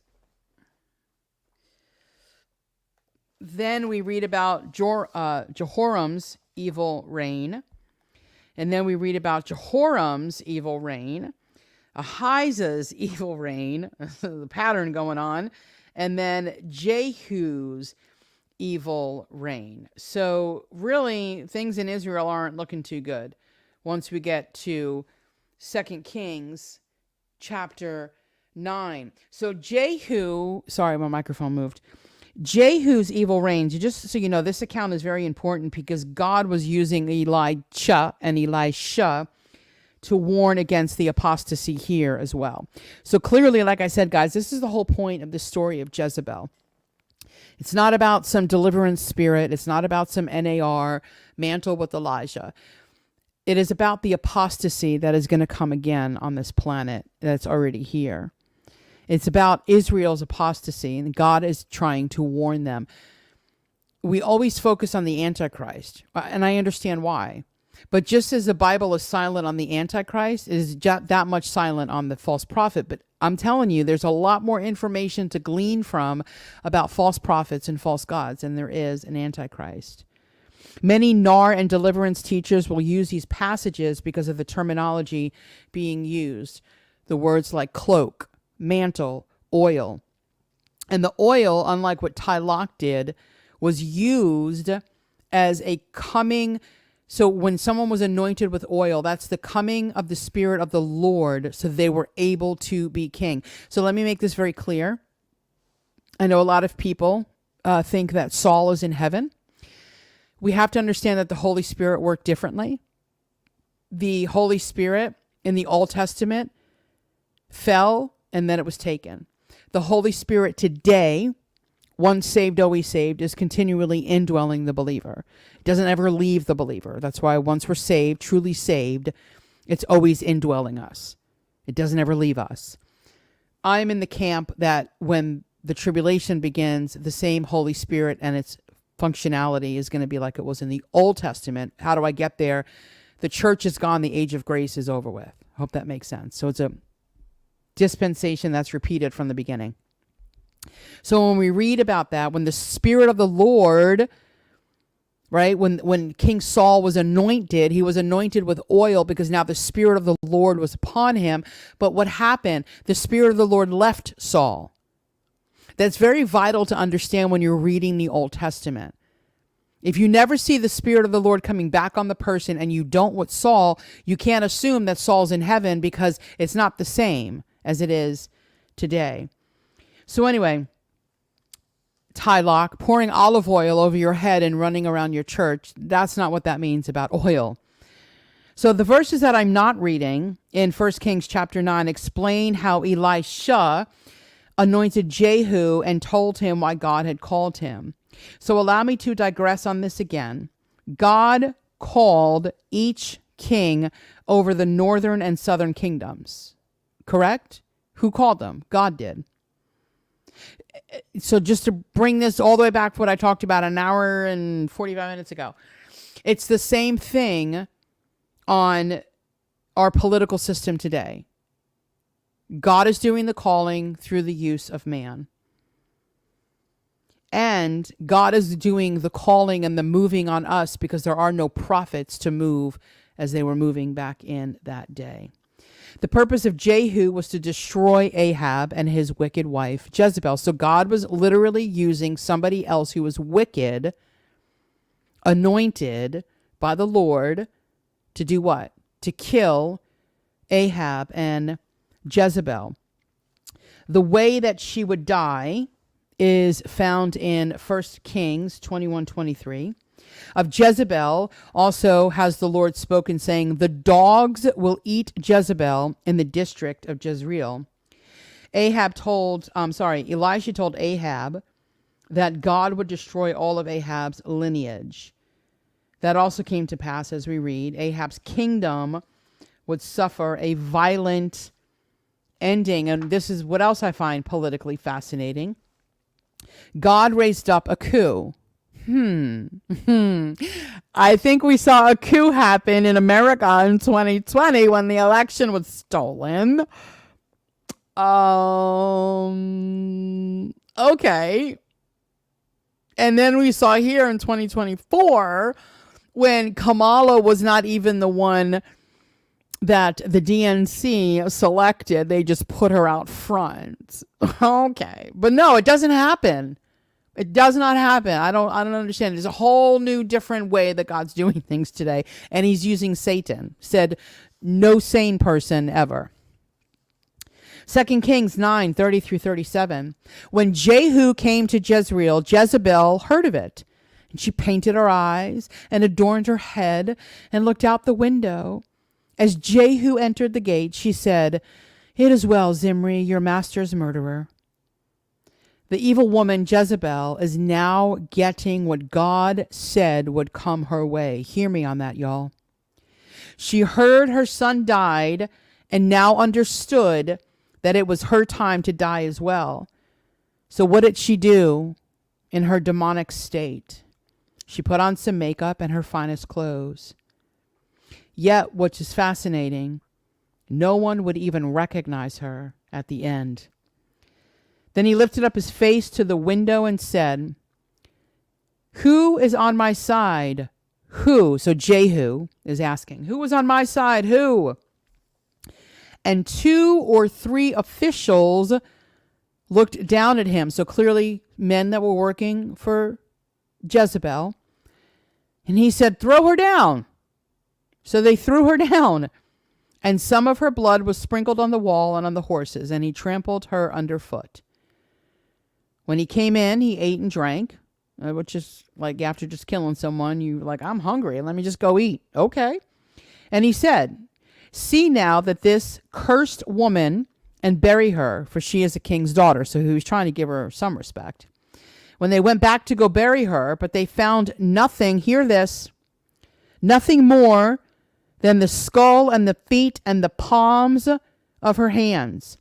Therefore they returned and told him, and he said, "This is the word of the Lord, which he spoke by his servant Elijah the Tishbite, saying, in the property of Jezreel the dogs shall eat the flesh of Jezebel, and the corpse of Jezebel will be as dung on the face of the field in the property of Jezreel. So they cannot say, this is Jezebel." Folks, that is so important. I understand it's a little creepy there to read that. That is what God is going to do with all of these false teachers and prophets and apostles today. And that is why this channel preaches, why associate with somebody who is a false teacher? Why? You are partnering with the demonic. In verse 32, we see that her own household, the 2 or 3 officials, betrayed her and threw her out of the window. So they had to be, if you think about it, they had to be pretty close to her, someone she trusted enough to be that close to her and say, I'll throw her out the window. Or how mean was she that they just didn't care that I'm just going to kill this woman? I don't know.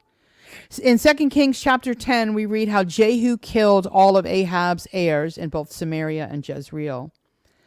The moral of this account is Ahab, hear me on this, was influenced by Jezebel. He was influenced by a demonic woman, and the apostasy is accounted to her, not him. So 1 Kings 16:30-34, Ahab, the son of Omri, did evil in the sight of the Lord. We read that previously, right? More than all who were before him. Why? Because he allowed Jezebel to bring in such apostasy that she was unrecognizable. Like the dogs done ate that girl up. Like ate her up. So first, this is what Ahab did. He married Jezebel. Second, he went to serve Baal and worshiped him. Third, as we know, he erected the altar for Baal. He also made one to Asherah. Remember, that is the goddess of Baal. And then the last thing he did more to provoke the Lord God of Israel than all the kings of Israel. That's a really scary place to be. So we read about the spirit of Jezebel. Where else in the Bible? This is in the church of Thyatira. She was also a prophetess, seducing the church to fornicate and eat what was sacrificed to idols. So let me be very clear here. The reason I call a Tyloch a Jezebel is because she has a seducing spirit within her demonic flesh that she swayed a man. Now, I am not saying that Greg Locke was ever saved. I don't know his heart. But she swayed a man who once sounded pretty biblical, right? I'm telling you, I wouldn't have followed the man. I wouldn't have wanted to move to Mount Juliet. I wouldn't have partnered with that church. She swayed a man who was biblical into a demonic realm, and he's now twisted and confused everything that he ever thought was biblical. And now he's being crowned an apostle, or was, and allowing demons to manifest in his church. He is erecting an altar to a different god. This is serious business here when it comes to Jezebel. Ty is a perverse demonic woman, along with other women I'm going to mention here, which is very, very, very short list because there's more. That could have went on for another 2 hours. She is a Jezebel, not only by her ruining a marriage, but by perverting the word of God. But she's not only the Jezebel that Satan is using today. Remember, he has servants masquerading just like he is, servants of righteousness. So here are just a few. This is literally the tip of the Jezebel iceberg. Oh, lovely Paula White. What about Heidi Baker? There's Cindy Jacobs. Jenny Weaver, very popular in the deliverance movement. Crazy Cat Kerr. I thought that photo was great. Amanda Grace, a big MAGA component, along with Julie Green. And then Emma Stark. I believe she is Irish. But there's some people there who also have the Jezebel spirit. So allow me to digress. And I want to just share this really quick. Give me 2 seconds. I thought I had it up and I don't. I want to just type this in real quick. Hold, please. Okay, that's not going to work. I need to put the laptop here. And I need to www. Elisha. Oh, Lord. That feels good, but it hurts. Words. Thanks, guys, for being with me tonight in all my grunts. And all my gruntness. Okay, here we go. Oh, thank you, Lord. Okay. So I want to share this on my screen really quick. And the reason I want to do that, and I'm going to lead into something as a finality here. But this is a list of different prophecies that Elijah List puts out. And I would like to know how any of this even remotely looks like anything that we see in the Bible. And I'm just going to scroll through this really quick so you guys can see some of these titles that are on here. So here are a series of shocks. These are now prophecies, prophetic words. Okay, but this is prophecy. So this is what God is telling people. A series of shocks encountering the generosity of God. Election reflection. The battle for America's destiny. A word for the U.S. I am doing a new thing. A year of his goodness at work. Turnarounds and a great turning. Let's go down a little bit further here. A new eagle company is being birthed. A vision of 3 horses.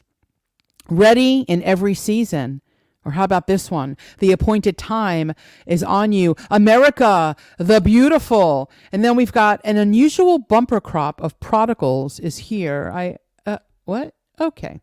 And as you can see, this thing goes on and on. Persistence against the resistance. Don't neglect the fire. No, I think I don't really want fire. And it just goes on. I mean, this thing goes on forever. How many pages? I'm not going to click them all. There are seeds of hope in your pressure. So again, I'm sharing that for a reason, because this thing goes on and on and on and on. But what's more important that I want to read, and this is where I'm landing on tonight's very, very long Women in the Bible. I want to read something from an article back from New York Times back in 2021. And the reason I want to read this article, I shortened it a little bit, so I edited some things out that weren't important to the flow of it. So anyway, this is why I talk about Jezebel. This is why I am eagerly trying to get this book out, but I'm definitely in a writer's block right now because of the history that I have to study, and I'm just keep praying, Lord, where to direct me. So I keep shooting the same horn, y'all. The greatest apostasy is going to happen after the rapture. And there's so many nuggets in this article that we cannot ignore at all. So this is what it says. Christian prophets, this is the title of it. Again, this is from the New York Times back in 2021. Christian prophets are on the rise. What happens when they are wrong? So they just to give you a gist of the article, they were talking about President Trump. New York Times was about how some of these prophets gave a wrong prophecy to Trump being elected again. They didn't shut up. They just got worse. So, quote, the desire to divine the future is a venerable one, fueling faith in figures from ancient Greek oracles to modern astrologists. Christianity, in particular, is a religion whose foundational text is filled with prophecies proven true by the end of the book. They are stars within what is now one of the fastest, hear this, growing corners of Christianity. A loose but fervent movement led by hundreds of people who believe they can channel supernatural powers and have special spiritual insights into world events. Many are independent evangelicalists who do not lead churches or other institutions. I found that very important. They operate primarily online and through appearances at conferences or as guest speakers in churches, making money through book sales, donations, and speaking fees. The prophetic imagination roams far beyond national politics. It follows the Super Bowl, the weather. It analyzes events in pop culture like Kanye West's recent turn towards evangelism and global events, including a particular fascination with Israel. Can't make this stuff up, y'all. Many prophets caution followers against trusting what they read in the news, but in its place, they offer a kind of alternative news cycle, refracturing and interpreting events in real world through a supernatural lens. Is this not feeling like something that we know is on the horizon? In my lifetime, 49 years as a follower of Jesus, I've never seen this level of interest. Who said that? Dr. Michael Brown, an evangelical radio host and commentator. They say that Michael Brown believes in prophecy, but has called for greater accountability when prophecies prove false. Certainly doesn't want accountability on himself. And it is unfortunate because it's an embarrassment to the movement. Kind of weird title to use there, isn't it, Dr. Brown? This next part I found extremely fascinating. It says people don't trust institutions, and people think that all mainstream institutions are corrupt. University, science, government, the media. They're searching for real sources of truth.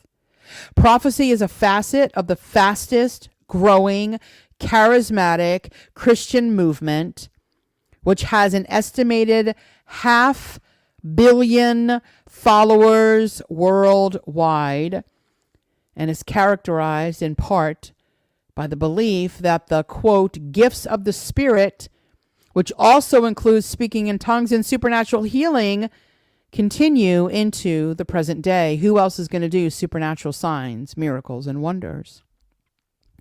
That's why I believe a half a billion people are going to follow after this false prophet, rather than being an artifact of biblical times.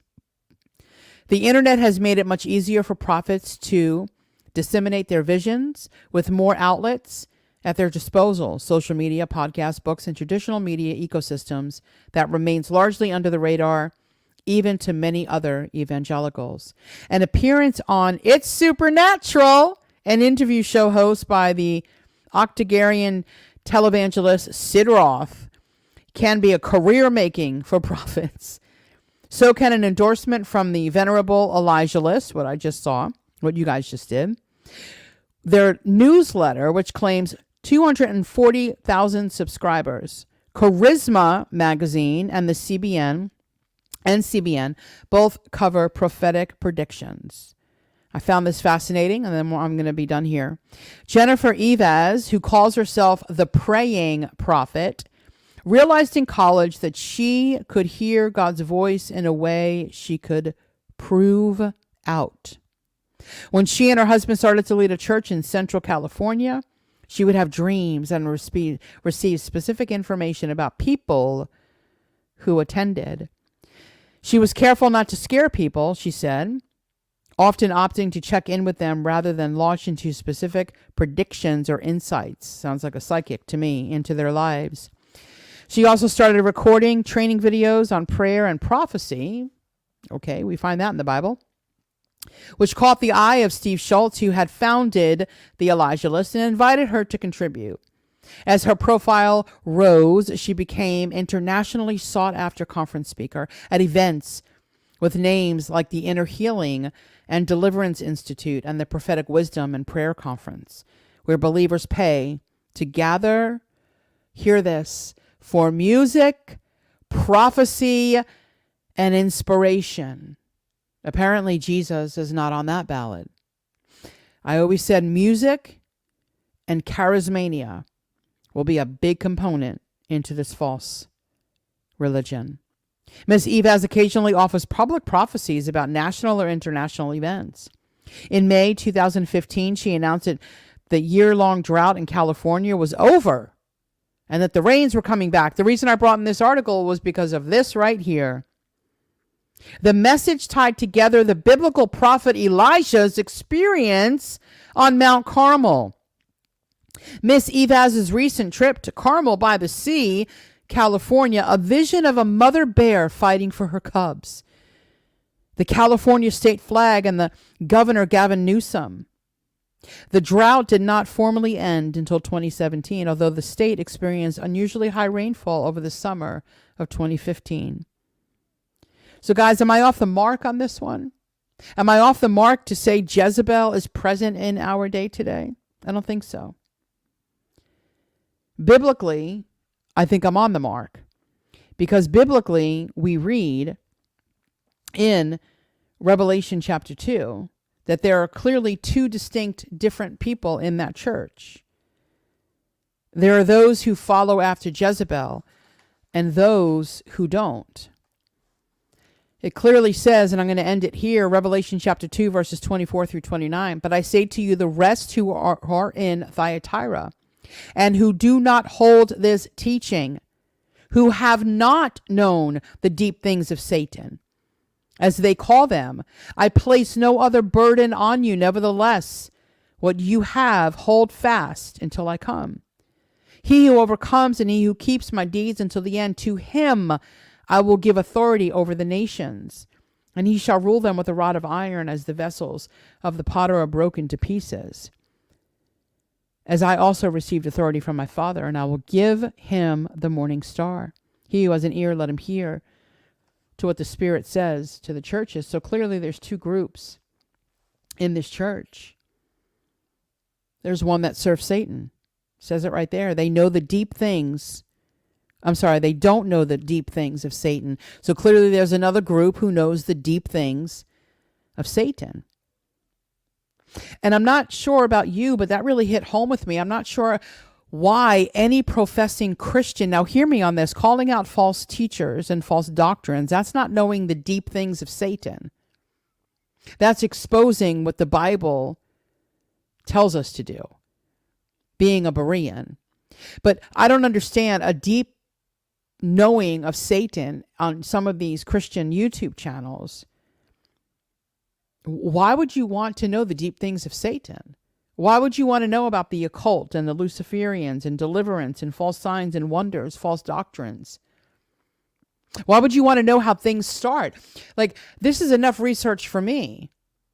I don't need to know who started the New Age movement. I don't need to do research on that person. I need to do research biblically about a false prophet who's going to bring in the biggest apostasy ever. I hope that makes sense. Oh, be careful, little ears, what we hear. I don't need to study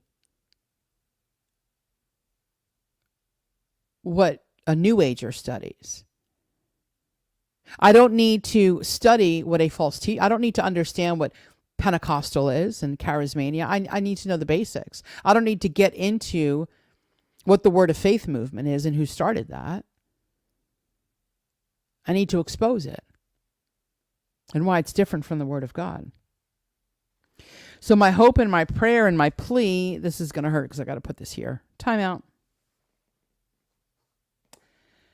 Because I will throw that away and then I'll be like, what did I do with those papers? So anyway, what group are we in? Are we into the deep things of Satan, bowing to culture? Or are we the ones where we're going to hold fast until Jesus comes and we're going to call out and expose? Let us steer clear of the apostasy. There's a lot in our churches today, and we have to remember that there's going to be times when maybe we want to run away because we're being picked on or the pressure's too much or, you get a nasty whatever. But God is going to send us that gentle comfort. And what are you doing here, Kim? What are you doing? I didn't tell you to stop. I didn't tell you to quiet. I didn't tell you to cower. I'm not saying we have these conversations. I'm just using myself as an example. Anyway, guys, join me on Friday, Lord willing, for a discussion on Israel. I think it's going to be a good one. I hope it's going to be a good one. I see there's a lot of comments here. Carly, really quick. I don't know if there was any questions. Thank you, Marie. I think she's gone for the quick relief. I hope I'll be all right. Catherine Crick. Yes. Carly, I totally forgot about her. Hold, please.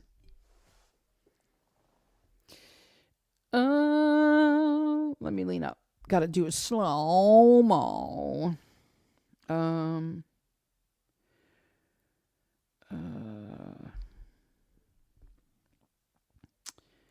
Let's see. Is this a question here? When I read about and have about Jezebel,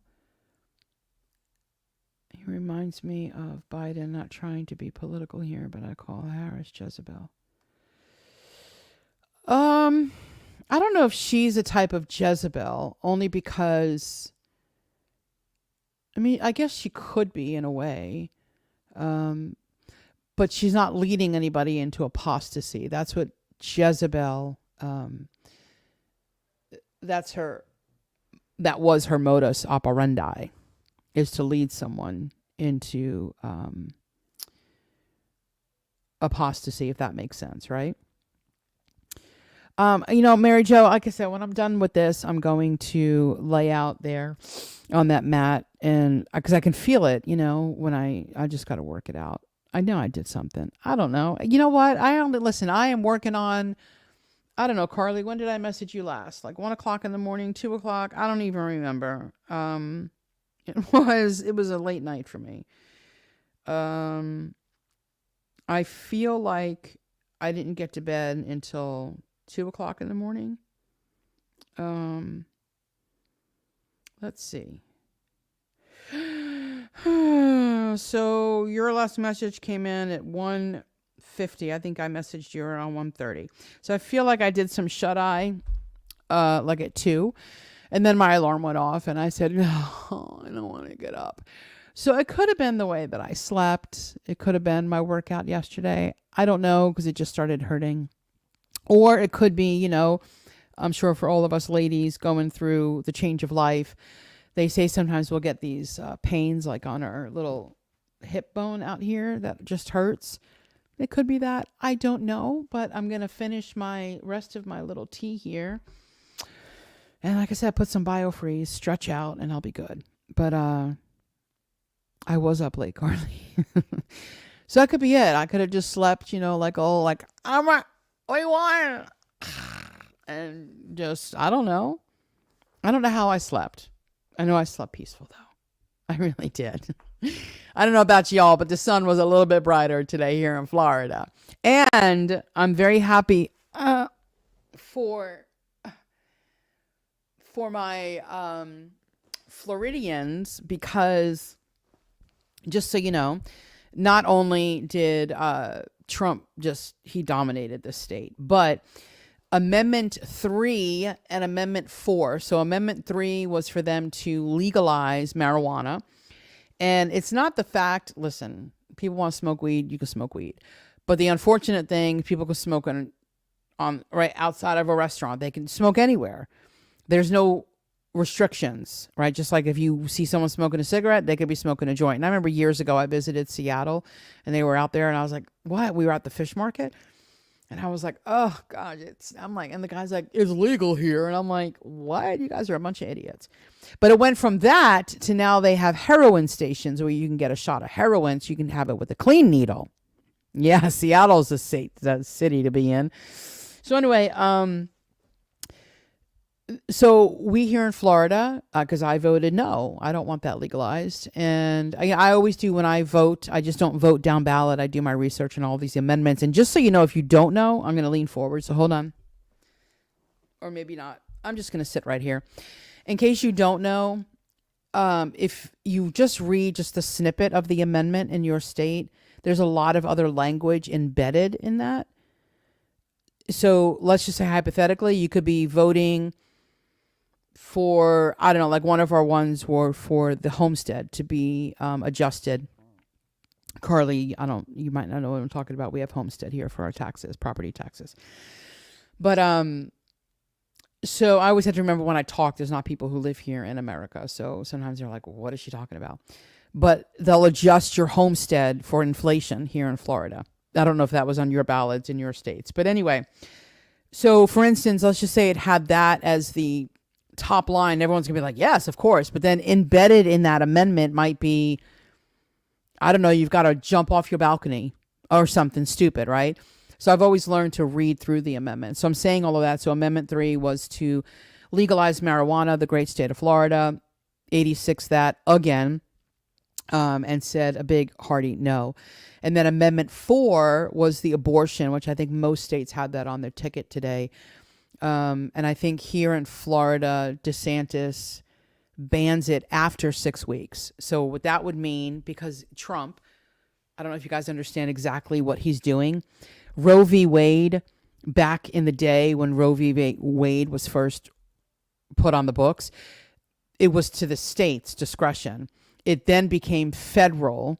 So therefore, the federal law took over. So what that means here in America is when the federal law takes over, that's for the United States of America. The states no longer can say anything because now the Fed takes precedence over the state. So all Trump was saying was put it back where it belongs, in the hands of the state. So is he a moderate in some ways? He absolutely is. But he's never hid that. So that's what he was saying about the abortion ban. He never wanted to ban abortion. He's just saying, hey, listen, if Florida has a 6-week ban and Georgia has a 2-week ban, but you can drive up or fly or go to Montana that's got a 6-month ban, it's up to the state. So in that case, no, I don't agree with abortion, but that's the stance that Trump took. So here in Florida, that was the abortion ban. And of course they had to spin it, and it's always like the mother's life is in danger, or the R word that they got aped. That is such that hardly ever happens. And now I guess the buzz term is essay. That's what they use now. I was essayed. I'm an essay. I'm like, oh my gosh, you liberals and your terms. But anyway, so Florida, we did good here. All the amendments that I voted for, yes and no's, every single one they all passed the way that I voted for them. So that's a great thing. But I'm very proud of my state today. I'm very proud of the Americans who showed up and voted. It was brought to my attention that there are 40 million registered Christians. That expands. You got to remember, when I say Christians, that's a broad term. So 40 million registered Christians in America, and only 15 million turn out to vote. And then, of course, we know about the gun owners. They never turn out, the NRA. So my point is, Lord willing, if we're here in 4 years, which I pray we're not, but if we are, it's our civic duty to know and to vote and to know these things.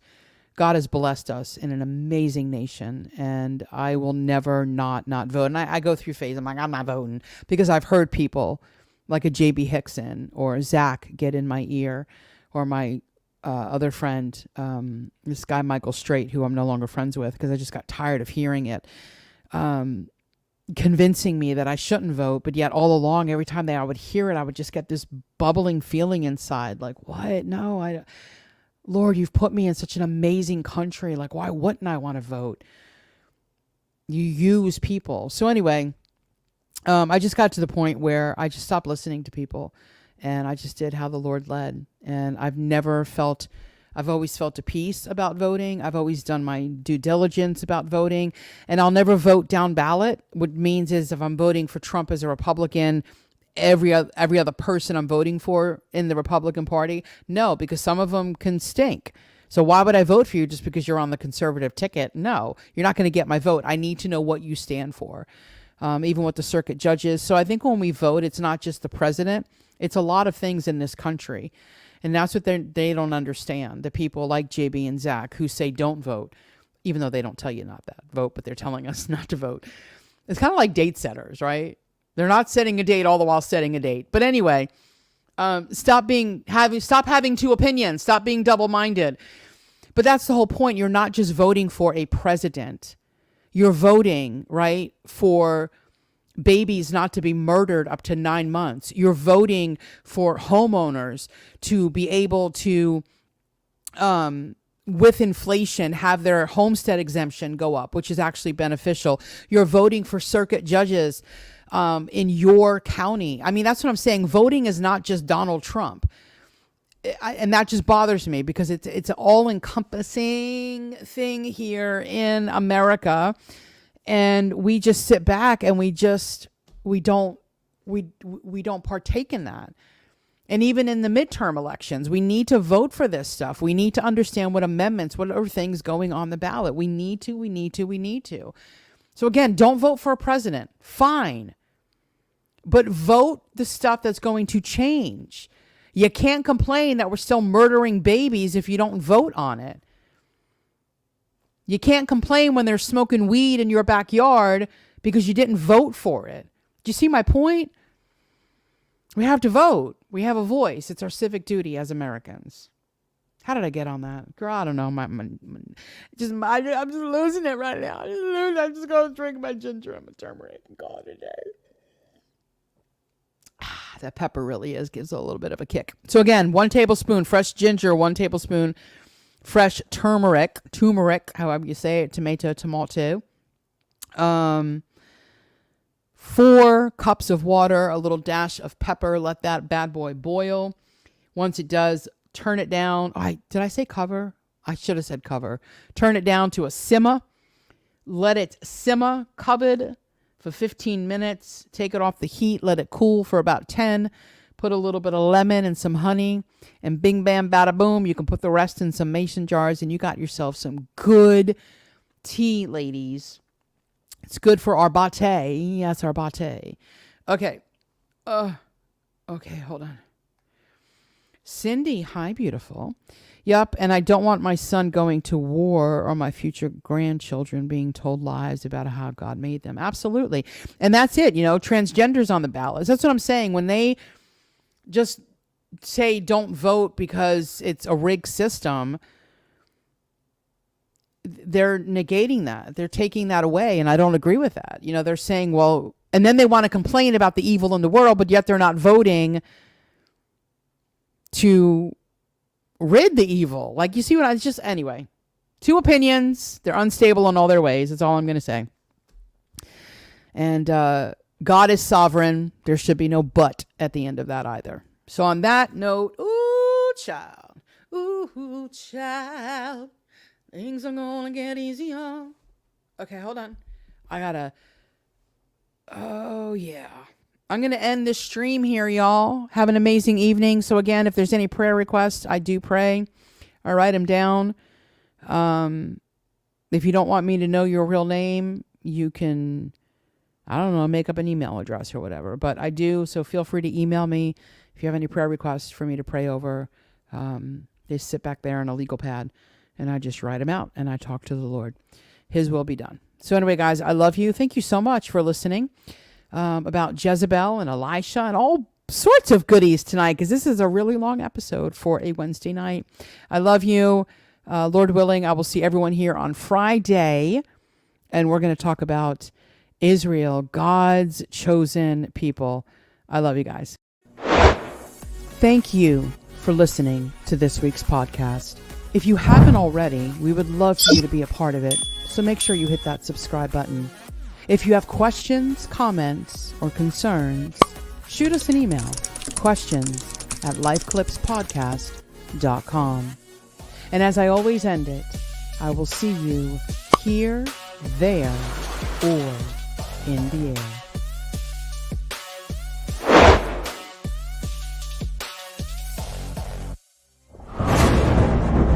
Titus chapter 2, verse 13.